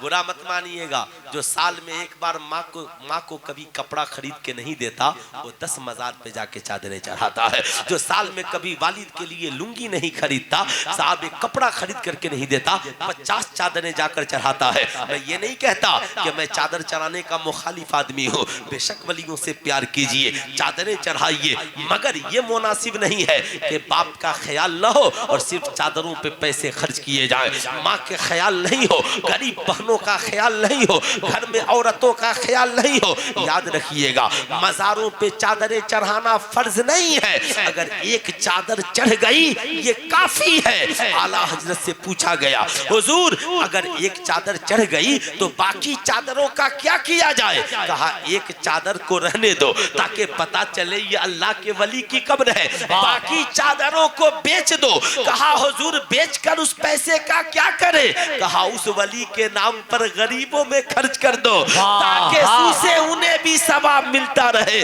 और तुम्हें भी इस चादर का सवाब मिलता रहे। सुल्तान रजा कहना चाहेगा, याद रखिएगा, बुरा मत मानिएगा, जो लोग मज़ारों को ढक रहे हैं आज जलसों में उनके सर नंगे नजर आ रहे हैं। जो लोग मज़ारों पे जाकर चादरें चढ़ा रहे हैं खुद उनकी बहू बेटियों के सर नंगे नजर आ रहे हैं। बड़ा अफसोस होता है। आपसे मैं पूछना चाहता हूँ, अगर मज़ार पे चादर न चढ़े कोई गुनाह नहीं होगा। आप अजमेर शरीफ जाइए, फातिहा पढ़कर आ जाइए, चादर न चढ़ाइए, गुनाहगार न होइएगा। कछौचा शरीफ जाइए, फातिहा पढ़कर आ जाइए, चादर न चढ़ाइएगा, गुनाहगार नहीं होइएगा। बरेली शरीफ जाइए, फातिहा पढ़ के आ जाइए, चादर नहीं चढ़ाइए, गुनाहगार नहीं होइएगा। आज इस खानकाह में आए हैं या आप रक्सहा शरीफ जाएं, हुजूर शमसुल उलमा की बारगाह में फातिहा पढ़ के आ जाएं, चादर न चढ़ाइएगा, गुनाहगार नहीं होइएगा। मगर आपकी जवान बेटी, बालेगा बेटी बेपर्दा रहे, सर पे दुपट्टा न रहे और आप उसके सर पे चादर नहीं चढ़ाइएगा, गुनाहगार हो जाइएगा। बीवी के सर पे चादर नहीं रखवाइएगा, गुनाहगार हो जाइएगा। माँ बहू के सर पे चादरें नहीं रखवाइएगा, गुनाहगार हो जाइएगा। इसलिए कि मज़ारों पे चादरें चढ़ाना फर्ज नहीं है, मगर घर की औरतों के सरों पे चादरें चढ़ाना, उन्हें पर्दे की नसीहत करना हमारे लिए फर्ज है। जिंदाबाद जिंदाबाद। इसलिए मैं आपसे कहूंगा, ऐ मेरी कौम का नौजवान, मालूम है यही वजह है हम बच्चों को आलिम क्यों बनाते हैं? इसलिए बनाते हैं हमारा एक आलिम हमारी कौम की इस्लाह करेगा। आज आप ईमानदारी से बताएं, समाज में इज्जत सबको चाहिए, समाज में वकार सबको चाहिए, समाज में साहब इज्जत तो आबरू की जिंदगी सबको चाहिए। हर व्यक्ति चाहता है, बच्चा बूढ़ा जवान मर्द औरत, हर इंसान चाहता है उसे इज्जत तो आबरू की जिंदगी नसीब हो, उसका वकार बुलंद हो। मगर आपको इज्जत मिलेगी कैसे? आपका वकार बढ़ेगा कैसे? आपने कभी इन मसाइल पे गुफ्तगू किया? कभी आपने इसके बारे में सोचा? हम नहीं सोचते, हमारे पास इतनी फुर्सत कहाँ है मियां। मगर बुरा मत मानिएगा, जब वक्त के ठपेरे लगते हैं ना तो हम जाकर के घंटों और न जाने कहां कहां अपने वक्त को गुजारते हैं। लेकिन आप पढ़िए, ऐ कुरान तू बता इंसान को इज्जत कैसे मिलेगी? कुरान कहता है इज्जत की सिर्फ एक राह है, मर्द हो, औरत हो, बच्चा हो, बूढ़ा हो, जवान हो, इज्जत की सिर्फ एक राह है और उस राह का नाम है उतुल इल्म दर्जात। जो इल्म हासिल करेगा खुदा उसके रुतबे को बढ़ा देगा, जो तालीम याफ्ता होगा खुदा उसके रुतबे को बढ़ा देगा, जो एजुकेटेड होगा होगा खुदा उसके रुतबे को बढ़ा देगा। यही वजह है पूरी दुनिया की खानकाहों का निजाम उठा कर देखिए, खानकाहें बाद में बनी है और उन खानकाह के पीराने एजाम औलियाए किराम ने दरसगाहों को पहले बनाया। बहुत अच्छा, बहुत अच्छा पहले बनाया है। आज मैं आपसे पूछना चाहता हूँ, ऐ मेरी कौम का नौजवान, दुनिया में हम ही तो हैं जिनके बारे में अल्लाह के नबी ने कहा तलबुल इल्म फरीज़तुन अला कुल्ले मुस्लिमिन व मुस्लिमा, इल्म हासिल करना हर मुसलमान मर्द औरत पर फर्ज है। आपने कभी सोचा इस्लाम कहता है मर्द भी पढ़े औरत भी पढ़े, यानी शिक्षित होना जरूरी है, एजुकेटेड होना जरूरी है, मगर तालीम कहते किसे है, शिक्षा कहते किसे है, एजुकेशन कहते किसे है? आपने कभी इसके बारे में गौर किया है मियाँ? हाँ हाँ, एजुकेशन तालीम शिक्षा जरूरी है। उलमा फरमाते हैं हाँ हाँ याद रखना, जिससे हमारे ईमान की हिफाजत हो, जिससे हमारे अकीदे की हिफाजत हो, याद रखना जिससे हम हलाल और हराम जान सके, इतना इल्म हासिल करना फर्ज है। बाकी रिज़्क़े हलाल कमाने के लिए इल्म सीखना जरूरी है। अब याद रखिएगा, हम SPDM बनते हैं रिज़्क़े हलाल कमाने के लिए, हम IPS अफसर बनते हैं रिज़्क़े हलाल कमाने के लिए, हम इंजीनियर बनते हैं रिज़्क़े हलाल कमाने के लिए, हम मास्टर बनते हैं रिज़्क़े हलाल कमाने के लिए, हम प्रोफेसर बनते हैं रिज़्क़े हलाल कमाने के लिए, हम रेलवे में जॉब करते हैं रिज़्क़े हलाल कमाने के लिए, मगर हलाल क्या है हराम क्या है इसे जानने के लिए आपको दीन सीखना पड़ेगा। आज यही वजह है, आपने सुना होगा IPS अफसर था मगर आत्महत्या कर लिया। एक नौजवान लड़की थी मगर लिविंग रिलेशनशिप में चली गई। बेटा जवान है, बड़ी दौलतें कमाता है, मगर माँ को गालियां देता है, बाप की इज्जत और कदर नहीं करता। आप कहेंगे मौलाना इसकी वजह क्या है? इसकी वजह सिर्फ एक है, उस नौजवान के पास दीन की तालीम नहीं है और उसके पास तरबियत नहीं है। इस्लाम कहता है हर बंदे के लिए जरूरी है पहले ये जाने नमाज, रोजा, हज, ज़कात जरूरत के एतबार से, बालिग हो तो नमाज, बालिग होने के बाद रोजा, फिर साहब तिहारत के मसाइल, गुस्ल के मसाइल, अमीर है तो ज़कात के मसाइल, साहबे इस्तेताअत है तो हज के मसाइल, ताजिर बने तिजारत के मसाइल। उलमा ने दर्जा बना दिया, आलिम बनना फर्ज नहीं, फर्ज किफाया है। अगर इलाके में एक बंदा आलिम बन गया काफी है, हाफिज बनना फर्ज नहीं, फर्ज किफाया है। मगर जिन तालीमों का मैंने जिक्र किया, ये तालीम हासिल करना हर मुसलमान मर्द औरत पर फर्ज है। इस्लाम में इल्म की अहमियत इतनी है कि नमाज बालिग होने के बाद फर्ज, रोजा बालिग होने के बाद फर्ज, हज्जो ज़कात अमीर होने के बाद फर्ज। मगर बात जब एजुकेशन की आई तो अल्लाह के नबी ने कहा उतलबुल इल्म मिनल महद इलल लहद, इल्म हासिल करो माँ की गोद से लेकर कब्र की मंजिल तक। सुल्तान रजा कहना चाहेगा है मेरी कौम का नौजवान, बता आज हमारी सारी ताकतें खाने में खर्च है, आज हमारी सारी सलाहियतें बिल्डिंगें बनाने में खर्च है। मैं आपसे पूछना चाहता हूँ, आप ईमानदारी से बताएं जानवर और इंसान में क्या फर्क है? खाना तो जानवर भी अपने बच्चों को खिलाता है, हम भी अपने बच्चों को खिला रहे हैं, चिड़िया भी बच्चों के रहने के लिए घोंसला बनाती है, हम भी अपने बच्चों के रहने के लिए घोंसला बनाते हैं। मगर इंसान और जानवर में फर्क यही है, इंसान सिर्फ खिलाता नहीं है, इंसान सिर्फ मकान नहीं बनाता, इंसान अपने बच्चों को तालीम भी सिखलाता है, इंसान अपने बच्चों को तरबियत भी देता है। जब यही बच्चा पढ़ लिख लेता है, तरबियत याफ्ता होता है, तो डॉक्टर भी बनता है, मस्जिद का नमाजी भी बनता है, इंजीनियर भी बनता है, माँ के कदमों के नीचे जन्नत भी तस्वुर करता है, IPS अफसर भी बनता है और रिश्वत को हराम भी समझता है, कॉलेज स्कूल का टीचर और प्रोफेसर भी बनता है, हलाल हराम की भी खबर रखता है। हमारी कौम की बेटियां पढ़ लिख कर समाज का एक अच्छी मुअल्लिमा भी बनती है, साथ में अपनी इज्जत और आबरू की हिफाजत भी करती है। लेकिन ये सारी बातें वजूद में कब आएंगी? जब हमारी कौम इसकी फिक्र करेगी। आज आप जहां पर बैठे हैं, आज हमारा समाज कहता है इन मदरसों ने क्या किया है? सुल्तान रजा पूछना चाहता है, आपका सवाल बिल्कुल सही है कि इन मदरसों ने क्या किया है। जवाब चाहिए भी आपको। आप कहेंगे मौलाना क्यों नहीं चाहिए? हमने रमजान में ज़कात की अदायगी की है, हमने इन्हें चंदा दिया है, रुपया दिया है, पैसा दिया है, हमें हिसाब चाहिए। इन मदरसों ने क्या किया है? मैं कहूंगा मियाँ मदरसों ने कुछ नहीं किया, मगर आपकी कौम को आलिम बना कर दिया है, हाफिज बना कर दिया है। आप कहिएगा मौलाना ये पुराना पैटर्न कब तक चलता रहेगा? मैं कहूंगा ईमानदारी की बात तो यही है, कॉलेज और मदरसे वालों से हिसाब तो सब लेते हैं, मगर कभी आप कॉलेज में भी जाकर पूछिए, स्कूल में भी जाकर पूछिए। आज जब मदारिस की तालीम की बारी आती है तो हमारे यहाँ का पढ़ा लिखा नौजवान आकर कहता है मौलाना साहब ये बताइए सिर्फ कुरान ही कब तक पढ़ाइएगा, हदीस ही कब तक पढ़ाइएगा, साइंस नहीं पढ़ाइएगा, इंग्लिश नहीं पढ़ाइएगा। आज हुकूमत का भी सारा दबाव है, कंप्यूटर पढ़ाइए, साइंस पढ़ाइए, मैथ पढ़ाइए। बच्चे सिर्फ हाफिज आलिम बनेंगे या ये बच्चे डॉक्टर भी बन सकते हैं, IPS अफसर भी बन सकते हैं। मैं कहता हूं बेशक समाज में जीने के लिए सारे व्यवस्था की जरूरत है। एक जिला को चलाने के लिए सिर्फ IPS अफसर से ही काम नहीं चलेगा, IPS अफसर भी चाहिए, DM भी चाहिए, जिला अस्पताल का में डॉक्टर भी चाहिए, बैंक में कर्मी भी चाहिए, डाक का सिस्टम भी चाहिए, ट्रैफिक का निजाम चलाने वाला पुलिस अफसर भी चाहिए। साहब याद रखिएगा गांव को देखने के लिए दारोगा भी चाहिए। वैसे ही लोगों की इस्लाह के लिए समाज को एक अच्छा आलिम भी चाहिए, याद रखिएगा लोगों के रूहानी इलाज के लिए बेहतरीन खानका भी चाहिए। मैं आपके तवज्जो का तालिब हूँ, लेकिन आप बुरा मत मानिएगा, ये सारी सिस्टम को हमें लेकर के चलना है। लेकिन आपसे मैं पूछना चाहता हूँ मदारिस में कितने % बच्चे पढ़ते हैं? हमारी कौम के कितने बच्चे पढ़ते हैं मदरसे में? 1% बच्चे भी हमारी कौम के मदरसे में नहीं पढ़ते हैं।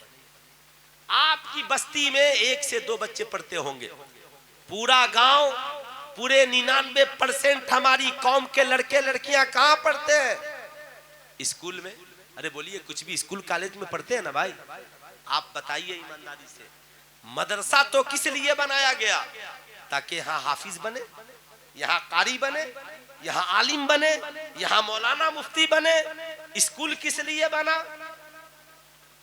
अरे स्कूल तो इसीलिए ना बना वहां बच्चे पढ़कर इंजीनियर बने, डॉक्टर बने, IPS अफसर बने, प्रोफेसर बने, इंटर करें, BA करें, MA करें। बुरा मत मानिएगा, मदरसा हाफिज बना रहा है कि नहीं बना रहा?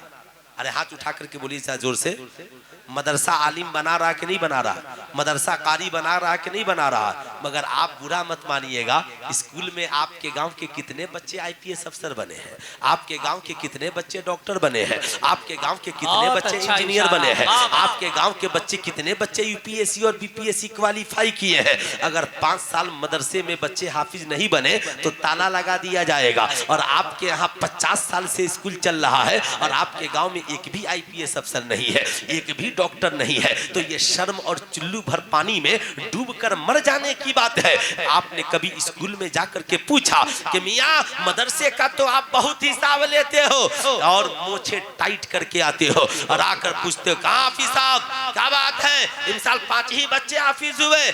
आप कभी जाकर स्कूल में पूछे हैं आप प्रिंसिपल साहब इस बार गांव में एक IPS अफसर नहीं हुआ, एक कोई UPSC BPSC क्वालिफाई नहीं किया? आपके मुंह में छाले पड़ गए हैं। आप सिर्फ नेताओं की दलाली कीजिएगा, आप अपना वोट बेचिएगा, आप नेताओं के लिए सिर्फ दरी बिछाइएगा। एक बार भी अपने जनप्रतिनिधि से नहीं कहिएगा हमें सड़क बिजली बाद में दीजिएगा, हमें अपने बच्चों को IPS अफसर बनाना है।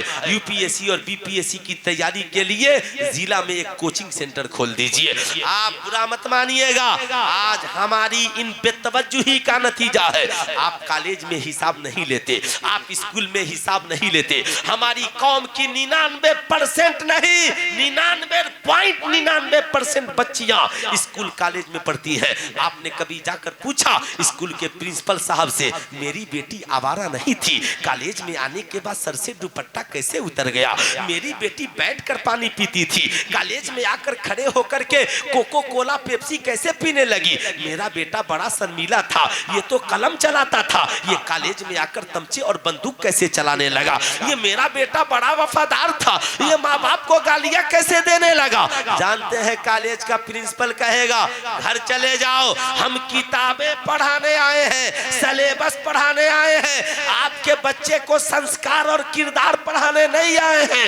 मगर कसम खुदा की हमारी कौम का कोई बच्चा और बच्ची जब किसी इदारे में मदरसे में पढ़ने जाता है तो हमारे ये उलमा उसे कुरान भी पढ़ाते हैं, साथ में नबी का किरदार भी पढ़ाते हैं, उसे हदीस भी पढ़ाते हैं, साथ में सैयदा खातूने जन्नत की सीरत भी पढ़ाते हैं। मैं तो कहता हूँ अगर ये मदारिस नहीं होते तो आज जो बेटियों के सरों पे दुपट्टा बचा है ये नहीं बचता, अगर ये मदारिस नहीं होते तो आज जो चेहरों पे दाढ़ियां नजर आ रही है ये नजर नहीं आती। आज अगर ये मदारिस नहीं होते तो माँ के कदमों के नीचे का जन्नत का तस्वुर मिटा दिया गया होता। इसलिए मैं कहूंगा ऐ मेरी कौम के लोगों, वो अंधेरा ही भला था कि कदम राह पर थे, रोशनी लाई है मंजिल से बहुत दूर हमें। फिर आप कहेंगे मौलाना किया जाए, हमारा बच्चा तो कॉलेज में शराबी बन रहा है, जुआरी बन रहा है, जानी बन रहा है, पापी बन रहा है, बच्चियां लिविंग रिलेशनशिप में जा रही है, माँ बाप की इज्जत को बर्बाद कर रही है। क्या आपने पटना का वाकया नहीं सुना? नर्सिंग की छात्रा यानी मेडिकल की छात्रा एक नाजायज रिश्ता कायम करती है आवारा लड़के से, गैर मुहज्जब गैर मजहब वाले लड़के से। अपार्टमेंट में मकान मालिक से कहते हैं हम दोनों मियाँ बीवी है, लेकिन क्या हुआ? वही हुआ जिसे होना था, न लिकाए महबूब न बेसाले सनम, न इधर के रहे न उधर के रहे। मैं हमेशा अपनी कौम की शहजादियों को कहता हूँ याद रखना ये लोग मोहब्बत के पुजारी नहीं, ये हुस्न और हबस के पुजारी हैं। याद रखना ये तेरी इज्जत और आबरू लूटना चाहते हैं, इसलिए ये फेसबुक का दोस्त की दोस्ती, ये व्हाट्सएप की दोस्ती, ये कॉलेज की दोस्ती, ये ट्यूशन सेंटर की दोस्ती, ये कंप्यूटर सेंटर की दोस्ती, ये कंपनी में काम करने वालों की दोस्ती, इससे तौबा कर ले तौबा। ये दोस्ती दोस्ती नहीं है। इस्लाम में अजनबी मर्द और औरत की दोस्ती निकाह से शुरू होती है। वाह वाह, निकाह से शुरू होती है। माशाअल्लाह। अब आपकी तवज्जो चाहूंगा, पूरे मर्द नौजवान से कहूंगा एक बार जरा दोनों हाथों को उठाकर बोले या रसूल अल्लाह, जरा प्यार से बोले या हबीब अल्लाह। मैं जानता हूँ मेरी बात बेचारे कितने नौजवान सुनेंगे, कहेंगे मौलाना साहब ने कौन सा मौजू छोड़ दिया, मगर है मेरी कौम का नौजवान ये मौजू नहीं है, ये एक दर्द दिल है। अगर तेरे पास भी बहन है तो ये दर्द दिल होना चाहिए, तेरे पास भी अगर दिल है तो दर्द दिल होना चाहिए। आज हमारी कौम के पास साहब तालीम और डिग्रियां हैं, मगर हमारे बेटे बेटियों के पास तरबियत नहीं है। हम सब नबी का नारा लगाने वाले हैं, फातिहा कराने वाले हैं, मिलाद पढ़ने वाले हैं, सलाम पढ़ने वाले हैं। अभी इंशाअल्लाह शायर हिंदुस्तान ज़ैनुल आबिदीन कानपुरी साहब पढ़ेंगे तो यहाँ आशिकों का जमावड़ा लगेगा और सब खड़े होकर नारा लगाएंगे। लगना भी चाहिए, खूब दाद दीजिए, नबी के नात का बदला क्या दे सकते हैं। लेकिन आपसे मैं कहना चाहूंगा बुरा मत मानिएगा, आशिकी भी सीखिए और तरबियत भी सीखिए। हुजूर सल्लल्लाहु अलैहि वसल्लम की बारगाह में पहुंचिए। आजकल नौजवान लोग कहता है, एक नौजवान ने मुझसे कहा हज़रत आप भी इतना जोर देते हैं, अरे देखने से क्या हो जाएगा, है ना, देखने से क्या हो जाएगा। सुनिए, देखने से क्या हो जाएगा, आपको लगता है ना। लोग कहते हैं आजकल हमारी बेटियां भी कहे मौलाना साहब आप भी फेसबुक के चक्कर में पड़े हुए हैं, फेसबुक पे देखने से क्या हो जाएगा। अरे याद रखना पहले निगाहों में उतरता है वही दिल में समाता है, इसलिए पहले निगाहों की हिफाजत होगी तब जाकर तेरे दिल की हिफाजत है ना। पहले निगाहों की हिफाजत होगी, पहले दिखता है फिर बिकता है। याद रखिएगा, पहले जो निगाहों में जचता है इंसान उसे ही मार्केट से खरीद करके लेकर के आता है। मियां हम तो कुर्बानी का बकरा भी बगैर देखे नहीं खरीदते। अरे क्या इशारा है। मैं जो चाहूंगा गौर से सुनिएगा और मेरी माँ बहनों आप भी सुनिए, गौर से याद रखिए। सरकार बैठे हैं, सरकार बैठे हैं और सरकार की दो दो ज़ौजा बैठी हुई है। अल्लाह अकबर, हम मोमिनों की माएँ हैं। अल्लाह अकबर, जिनकी पाकीज़गी का जिक्र कुरान करता है। सुन लीजिए, अब्दुल्ला इब्ने मक्तूम सहाबी रसूल है, आंखों से नाबीना है, अंधे है, दिखता नहीं है, आका से मिलने के लिए आ रहे। आका से मिलने के लिए आ रहे हैं। अल्लाह अकबर। ये दोनों हम मोमिनों की माएँ बैठी हैं। जब सरकार की नजर अब्दुल्ला इब्ने मक्तूम नाबीना सहाबी रसूल पर पड़ी, सरकार ने हम सब की माओं से कहा अंदर चली जाओ। क्या कहा? अंदर चली जाओ। क्या कहा? अंदर चली जाओ।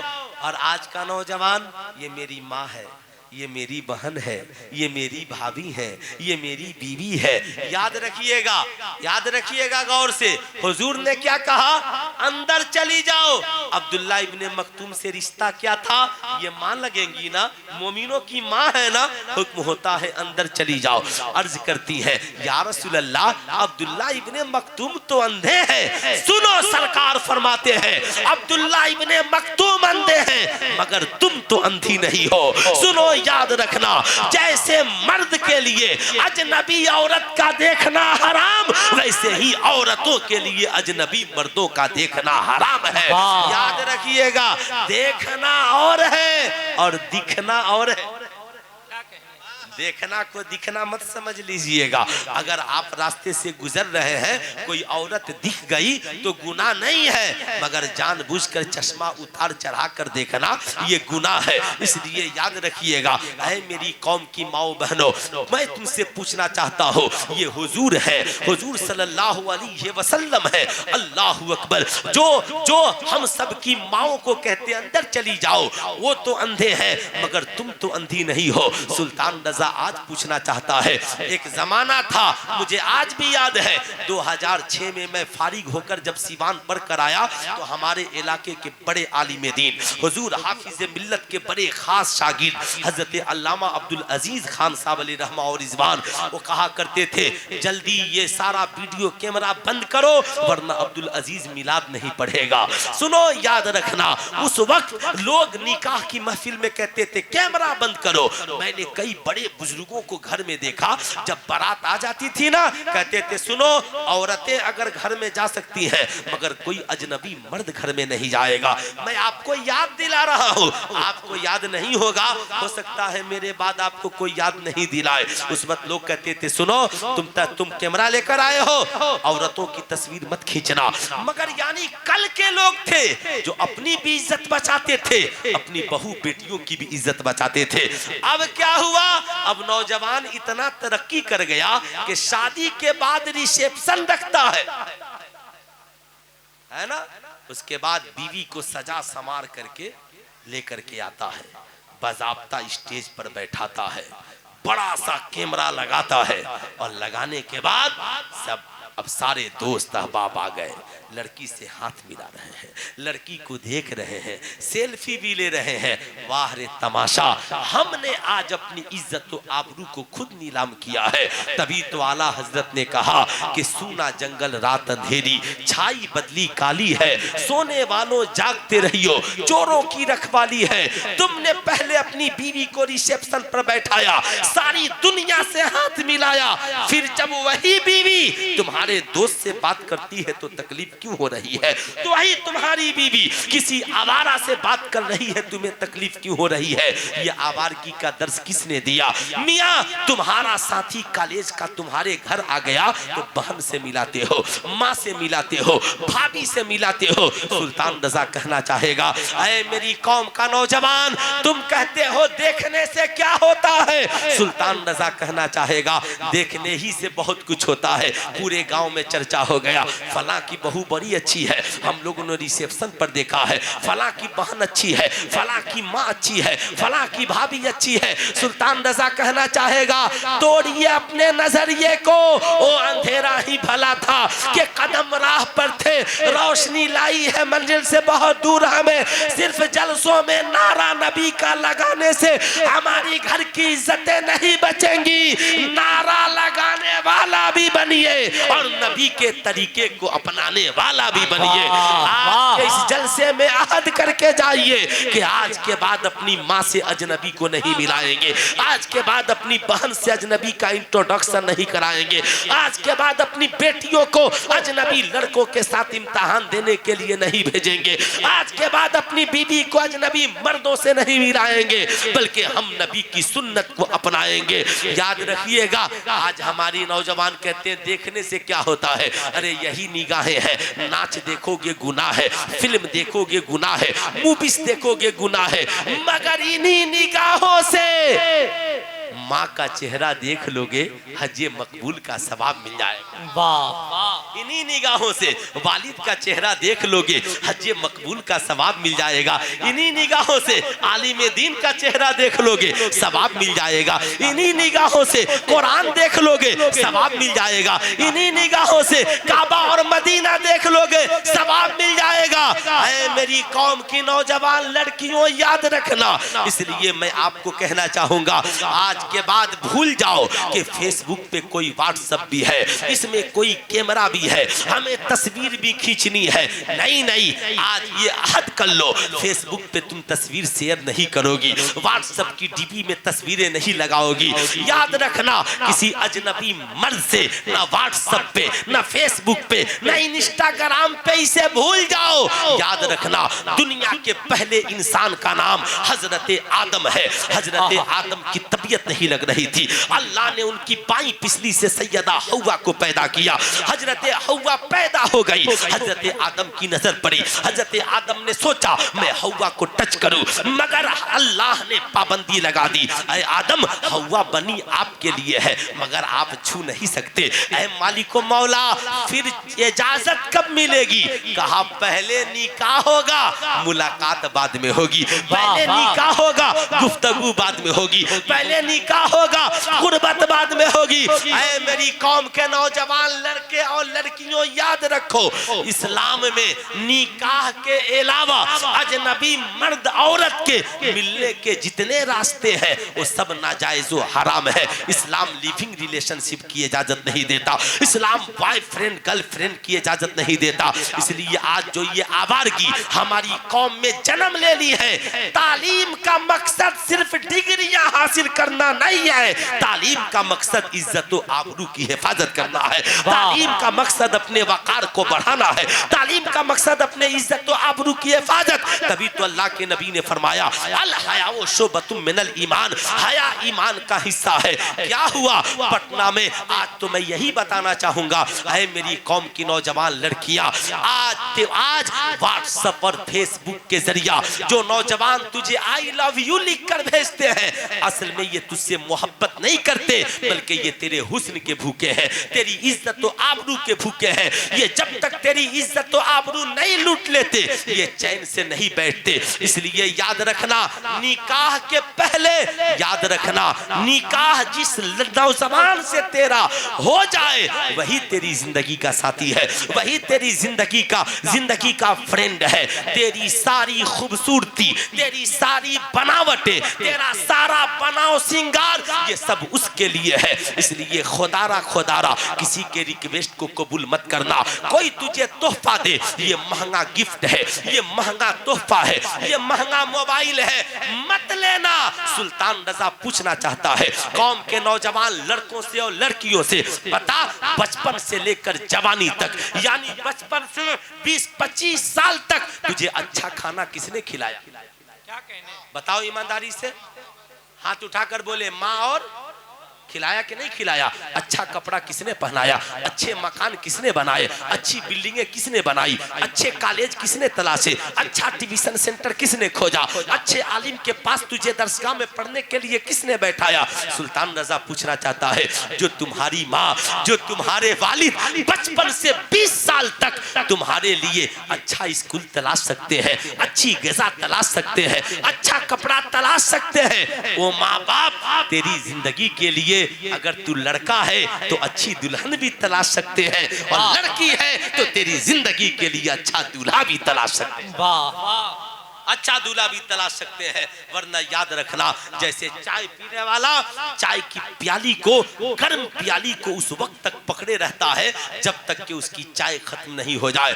बहुत गर्म है, हाथ जल रहा है साहब, जबान जल रही रही है, होंठ के ऊपर का चमड़ा जल गया, मगर न चाय की प्याली को फेंकता है न चाय पीना छोड़ता है। ठीक यही हाल उन आवारा कुत्तों का है।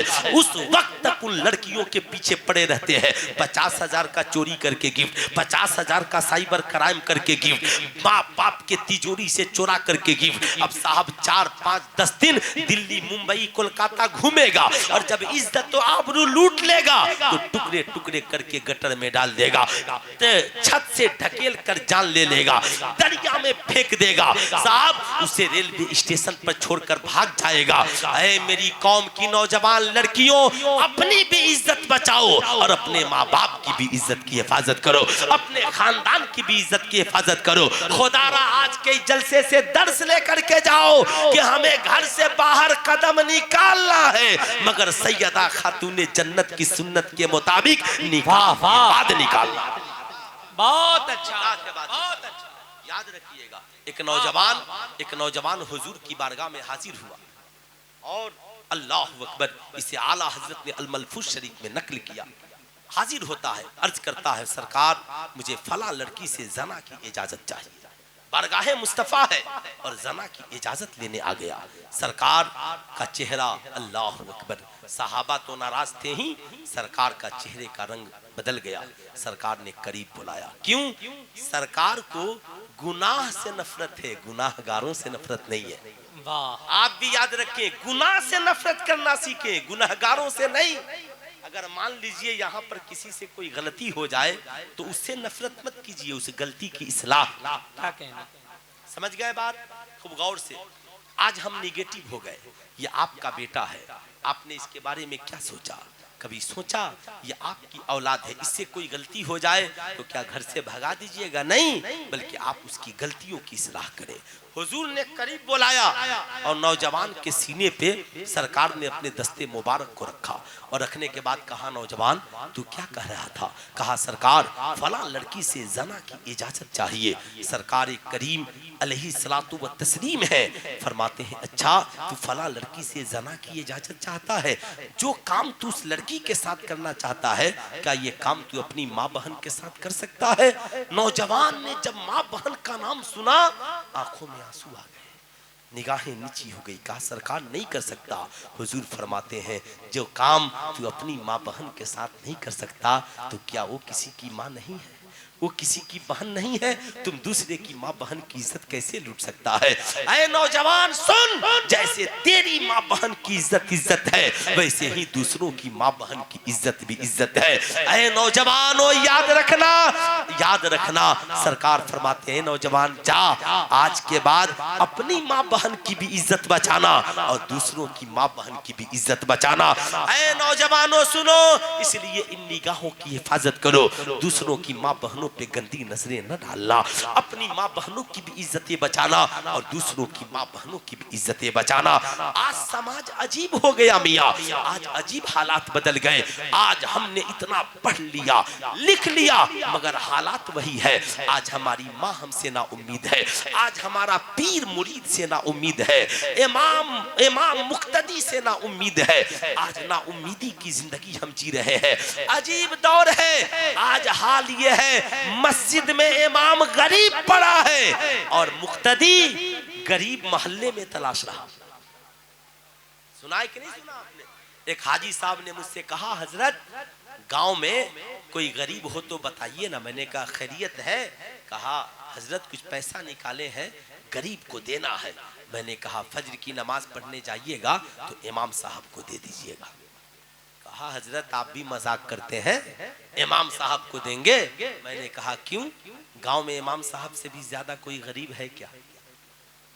गांव में इमाम साहब से भी ज्यादा कोई गरीब है? मतलब मैंने कहा, गांव का जो सबसे बड़ा गरीब है वो रोजाना मजदूरी करके 500 कमाता है, तो उसकी तनख्वाह महीने की 15,000 बन रही है। और जो इमाम साहब हैं, इंजीनियर साहब के इमाम, डॉक्टर साहब के इमाम, हमारे इमाम, आपके इमाम, ताजिर के इमाम, बिजनेसमैन के इमाम, हम सब के जो इमाम साहब हैं, 5 वक्त जिनके पीछे हम नमाज पढ़ते हैं, उनकी तनख्वाह 7,000 है। तो बताइए, गरीब 15,000 कमाने वाला है या 7,000 कमाने वाला। हाजी साहब की आंखों में आंसू आ गए। कहा हजरत आज मैं पहली बार समझा हूं क्या किया जाए, कुछ करना चाहिए। मैंने कहा अब तो इस दौर में आसान है, आज हमारी कौम के पैसे मोबाइल पे खर्च हो रहे हैं। हर महीना लाख 1.5 लाख हर गांव का मुसलमान रिचार्ज पे खर्च कर रहा है। काश 10, 20, 25 हजार कौम के इमाम पे खर्च कर दे तो हमारा इमाम मुखलिस होकर हमारे बच्चों को दीन की तालीम देगा और कौम की तबलीग करता हुआ नजर आएगा। वाह, बोलिए इमाम साहब की गरीबी मिटनी चाहिए कि नहीं मिटनी चाहिए? अरे हाथ उठा करके बोलिए, मिटनी चाहिए कि नहीं मिटनी चाहिए? मिटनी चाहिए ना। अगर आप इमाम साहब की गरीबी को नहीं मिटाइएगा तो कोई शख्स अपने बच्चे को हाफिज कुरान कैसे बनाएगा? आज इस मदरसे में कितने बच्चे हाफिज कुरान में? 4 बच्चे। अब आप सोचिए उसके बाप से अगर पूछा जाए कि आपका बाप इमामत, आपका बेटा इमामत करके कितनी तनख्वाह कमाएगा, तो आप कहेंगे हमारे यहाँ मस्जिद में 7,000 है, वही 7,000 कमाएगा। तो क्या कोई शख्स अपने बच्चे को हाफिज कुरान बनाएगा? क्या कोई शख्स अपने बच्चे को कारी कुरान बनाएगा? ऐ मेरी कौम का नौजवान, 1500, 20, 2000 तेरे घर में 5 मोबाइल है, 1500 रिचार्ज पे खर्च कर रहा है, तो जो कौम का इमाम मस्जिद में नमाज भी पढ़ाता है, तेरे बच्चों को कुरान भी पढ़ाता है, तेरे बच्चों को नूरानी कायदा भी पढ़ाता है। अफसोस है हमारी कौम के लोग मुशायरों में तो लाखों खर्च करते हैं, करोड़ों खर्च करते हैं, मगर कौम के इमामों पे पैसे खर्च नहीं करते। मैं कहूंगा नहीं, हमें अपने रविश को बदलना होगा और अपनी कौम के इमामों को मजबूत बनाना होगा। कितने लोग बनाएंगे? जरा हाथ उठाइए। तो बनाएंगे तो कम से कम कितनी तनख्वाह इमाम साहब को दीजिएगा? दूसरा नहीं, खुद अपनी बताइए। कम से कम 500 रुपया एक दिन की मजदूरी हर शख्स इमाम को जरूर दे, कम से कम एक दिन की। मुझे लगता है कि इंशाअल्लाह हमें करनी है शहनशाहे बतहा की रजा जोई। वो अपने हो गए तो रहमते परवरदिगार अपनी खुद से परिवर्तन लाए, खुद से बदलाव लाए। मियाँ दुनिया में कोई ऐसी किताब है क्या? पढ़ूं मैं और डॉक्टर आप बन जाइए, पढ़ूं मैं इंजीनियर आप बन जाइए, पढ़ूं मैं प्रोफेसर आप बन जाइए। मगर दानिश भाई ने अपने मदरसे में 4 बच्चों को हाफिज कुरान बनवा दिया। सुभान अल्लाह। एक बच्चा खड़ा हुआ और मौलाना नदीम साहब ने कहा पढ़ो सूरा फातिहा। बच्चा खड़ा हुआ, सिर्फ पूरा कुरान नहीं, सिर्फ सूरा फातिहा की तिलावत की और अल्लामा नदीम साहब किबला ने दुआए मगफिरत कर दी। किसके लिए? सबके लिए। मेरा अकीदा है एक बच्चा तिलावत करेगा और उसकी तिलावत की बरकत से हम सारे मुसलमानों की बख्शिश और मगफिरत हो जाए। वाह, दुनिया में उसी किताब को कुरान कहा जाता है। पढ़ूं मैं, जन्नत में आप पहुंच जाइए। पढ़े मदरसे से हाफिज कुरान और बाप हमारा जन्नत में चला जाए, माँ हमारी जन्नत में चली जाए।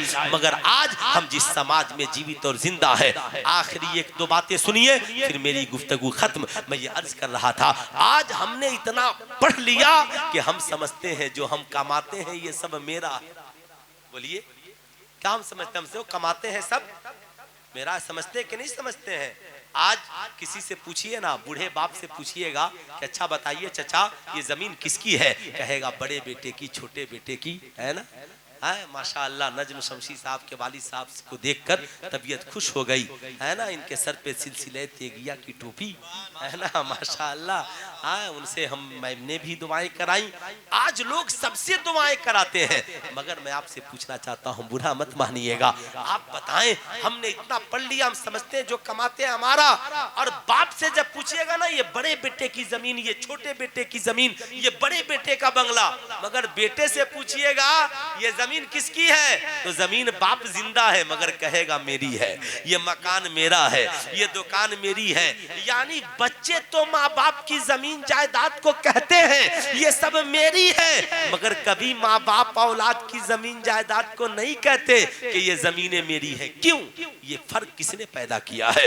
बुरा मत मानिएगा, जानते हैं क्यों? आज का नौजवान कहता है मैं जो कमाता हूँ ये मेरा है। हमारी पढ़ी लिखी बीवियां भी कहती हैं मेरे मेरा शौहर जो कमाता है ये मेरा है। क्यों? हमारे पास तालीम है मगर सरकार की दी हुई तरबियत हमारी जिंदगी में नहीं है। सरकार मदीना की बारगाह में एक नौजवान हाजिर होता है, अर्ज गुजार होता है, हुजूर ये बताया जाए हमारी जिंदगी में पहला हक किसका है? हुजूर फरमाते हैं तुम्हारी माँ का। तुम्हारी माँ का।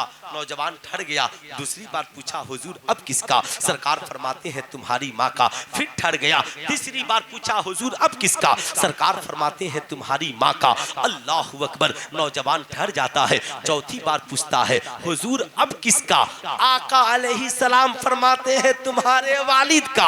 आला हजरत से पूछा गया हुजूर मर्द कमाए तो क्या करे?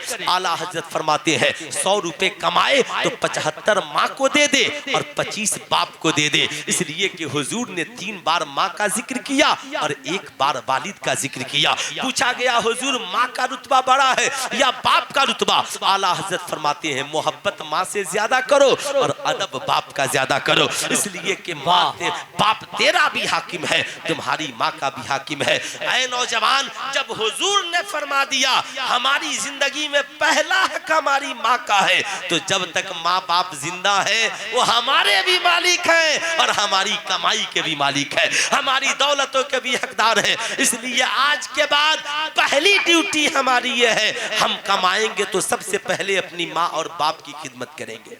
इंशाअल्लाह करेंगे। कितने नौजवान करेंगे? जरा हाथ उठाएं। इंशाअल्लाह सारे नौजवान करेंगे। माशाअल्लाह। आखिरी बात है ना, क्योंकि अब 1 बजे है ना, और अभी ज़ैनुल आबिदीन साहब कानपुरी बाकी हैं, हजरत की तकरीर। मैंने बड़ा लंबा वक्त लिया लेकिन सुन ले साहब, दुनिया के सबसे कामयाब इंसान का नाम मुहम्मदुर रसूलुल्लाह सल्लल्लाहु अलैहि वसल्लम। साहब हम मिलादे रोजाना मनाते हैं, मगर आपने कभी सोचा कि हम मिलाद तो मनाते हैं, कभी मिलाद वाले मुस्तफ़ा को मनाना चाहिए कि नहीं मनाना चाहिए?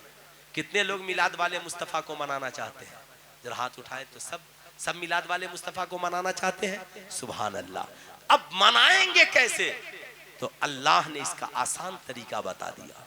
मा आताकुमुर रसूलु फखुजू व मा नहाकुम अन्हु फंतहू।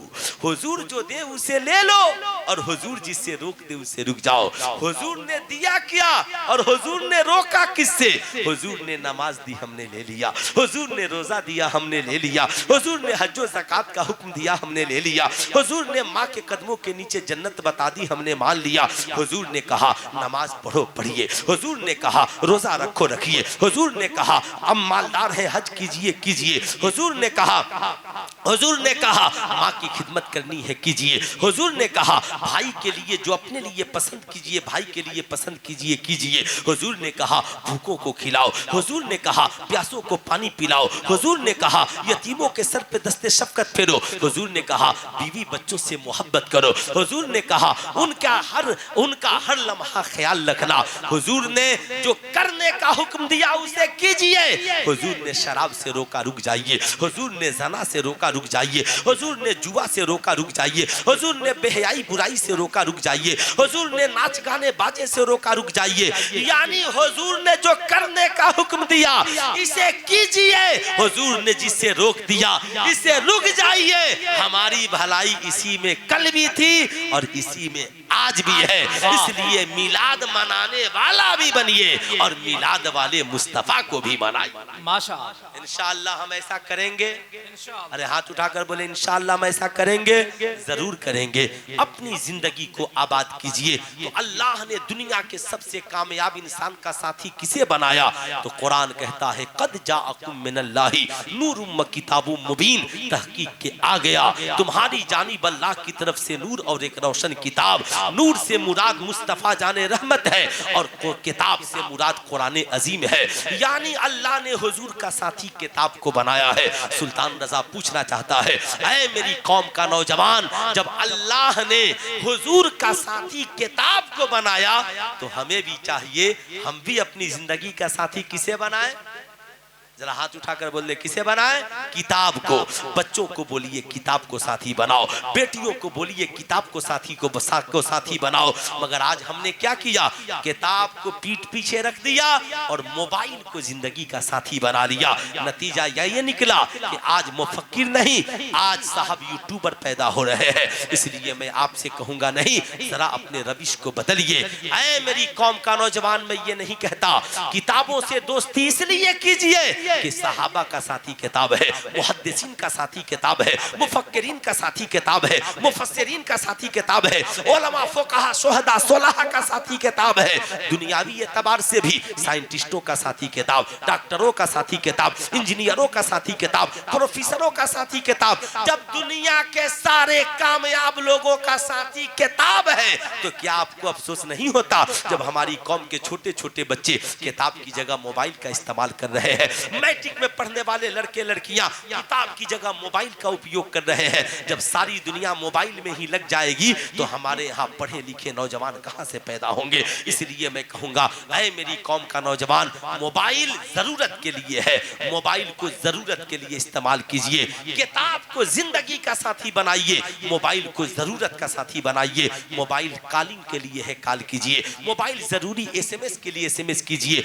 मोबाइल जरूरी डॉक्यूमेंट्स भेजने के लिए भेजिए। खुदारा मोबाइल को फेसबुक के लिए नहीं, मोबाइल इंस्टाग्राम के लिए नहीं, किताब को जिंदगी का साथी बनाइए। जिस दिन हमारी कौम के नौजवानों ने किताब को जिंदगी का साथी बना लिया तो याद रखिए, डॉक्टर हमारे यहाँ होंगे, इंजीनियर हमारे यहाँ होंगे, प्रोफेसर हमारे यहाँ होंगे, अच्छे आलिम मौलाना मुफ्ती हमारे यहाँ होंगे। इस गांव की हिफाजत के लिए लश्करे जर्रार की जरूरत नहीं, पढ़े लिखे हुसैनी नौजवान की जरूरत है। याद रखिएगा, कोई नेता 5 साल के लिए बनेगा, कोई मंत्री 2 साल 3 साल के लिए बनेगा, मगर गांव का एक बच्चा आईपीएस अफसर बन गया तो 60 साल की उम्र तक अपनी भी हिफाजत करेगा, गांव की भी हिफाजत करेगा। आला हजरत के मानने वाले हैं तो आला हजरत ने कहा था कि हमारी कौम के जो बच्चे पढ़ रहे हैं उनकी तालीमी सलाहियतों की जांच कराइए और मुनासिब पैसा खर्च करके उन्हें कामयाबी की दहलीज तक पहुंचा दीजिए। इसलिए मैं कहूंगा हर साल, मेरा मशवरा मान लीजिए, हर साल अपने गांव के पढ़े लिखे बच्चों की काउंसलिंग कराइए। चाहे मदारिस में पढ़ने वाले हो, चाहे स्कूल कॉलेज में, कम से कम 5 से 10 बच्चों को चुनिए। क्या कोई बच्चा आलिम बनने के लायक है? क्या कोई बच्चा हाफिज बनने के लायक है? क्या कोई बच्चा जज बन सकता है? क्या कोई बच्चा यूपीएससी बीपीएससी क्वालिफाई कर सकता है? क्या कोई बच्चा नासा जा सकता है? ऐसे 8-10 बच्चों का चुनाव कीजिए। अब देखिए कि इसमें कौन बच्चा है जिसका बाप खुद पढ़ा सकता है। अगर अमीर है तो खुद उस बच्चे को पढ़ाए, और गरीब बच्चे हैं तो भी हमें छोड़ना नहीं है, उसे पूरा गांव मिलकर के पढ़ा दी, पूरा गांव मिलकर पढ़ाइए। जानते हैं क्यों? आपकी बिल्डिंगों की हिफाजत के लिए, मदारिस खानकाहों की हिफाजत के लिए, आपकी जान माल की हिफाजत के लिए। अब नेता से ज्यादा आईपीएस अफसर की जरूरत है, साहब डॉक्टर इंजीनियर की जरूरत है, जजों की जरूरत है, पढ़े लिखे आलिमों की जरूरत है। गांव में एक बच्चा आलिम बन गया तो पूरे गांव की रहबरी के लिए काफी है। गांव का एक बच्चा जज बन गया तो गैर आपकी बस्ती में आने से पहले कहेंगे उस गांव की तरफ नजर मत उठाना, ये गांव जज साहब है ना। इसलिए मैं आपसे कहूंगा खुदारा, और याद रखिए आला हजरत के पास भी 24 घंटे ही थे और आपके पास भी 24 घंटे ही हैं, मगर हम लोगों ने अपने वक्त का मिसयूज किया। 7 घंटा मोबाइल में, 5 घंटा दोस्तों के साथ, 2 घंटा चाय की होटल में, 3-4 घंटा का फास्टिंग में, 24 घंटा खत्म। आला हजरत का जो 24 घंटा था बड़ा कीमती था। 21.5 घंटा आला हजरत पढ़ते और पढ़ाते थे और 2.5 घंटा आराम करते थे। जो 2.5 घंटा आराम करे, 21.5 घंटा पढ़े पढ़ाए, वही काबे के सामने बैठकर अद-दौलतुल मकिया बिल मादतिल गैबिया लिखता है, वही फतावा रज़विया लिखता है, उसे ही इमाम अहले सुन्नत कहा जाता है। ऐ मेरी कौम का नौजवान, अब ये दौर तीर तलवार का नहीं रहा, ये दौर बम बंदूक का नहीं रहा कि तुम बम बारूद और बंदूक से मुकाबला करोगे। ये दौर तालीम का है। इसलिए गांव में 10 पढ़ा पढ़ा लिखा नौजवान बनाने का अहद कर लीजिए। एक बच्चा जज बनेगा, कोई बच्चा बड़ा लॉयर बनेगा, कोई बड़ा डॉक्टर बनेगा, कोई आईपीएस अफसर बनेगा। वही हमारी रहबरी के लिए कौम का कोई बच्चा इमाम अहमद रजा खां का गुलाम बनेगा, हुजूर हाफिज मिल्लत के मसलक का पासबान बनेगा। इंशाअल्लाह अगर हमने इस मिशन को अपनाया तो हमारी तबाही और बर्बादी से भी हम बचेंगे और हमारी इज्जत और आबरू की भी हिफाजत होगी। और याद रखिए, ये मत कहिएगा कि मदरसों ने क्या किया है। जब ये कोई कहता है ना तो मेरा कलेजा फट जाता है। लोग पूछते हैं मौलवी साहब ने क्या किया है। मैं पूछना चाहता हूँ, डॉक्टर इंजीनियर साहब प्रोफेसर साहब ने क्या किया? कौम के कितने बच्चों को डॉक्टर साहब ने फ्री में डॉक्टर बनाया, कितने बच्चों को इंजीनियर साहब ने फ्री में इंजीनियर बनाया, मास्टर साहब ने। मगर करम है इन उलमा का जो आपसे भीख मांगकर कौम के लाखों बच्चों को हर साल फ्री में हाफिज कुरान बनाया जाता है, आलिम दीन बनाया जाता है।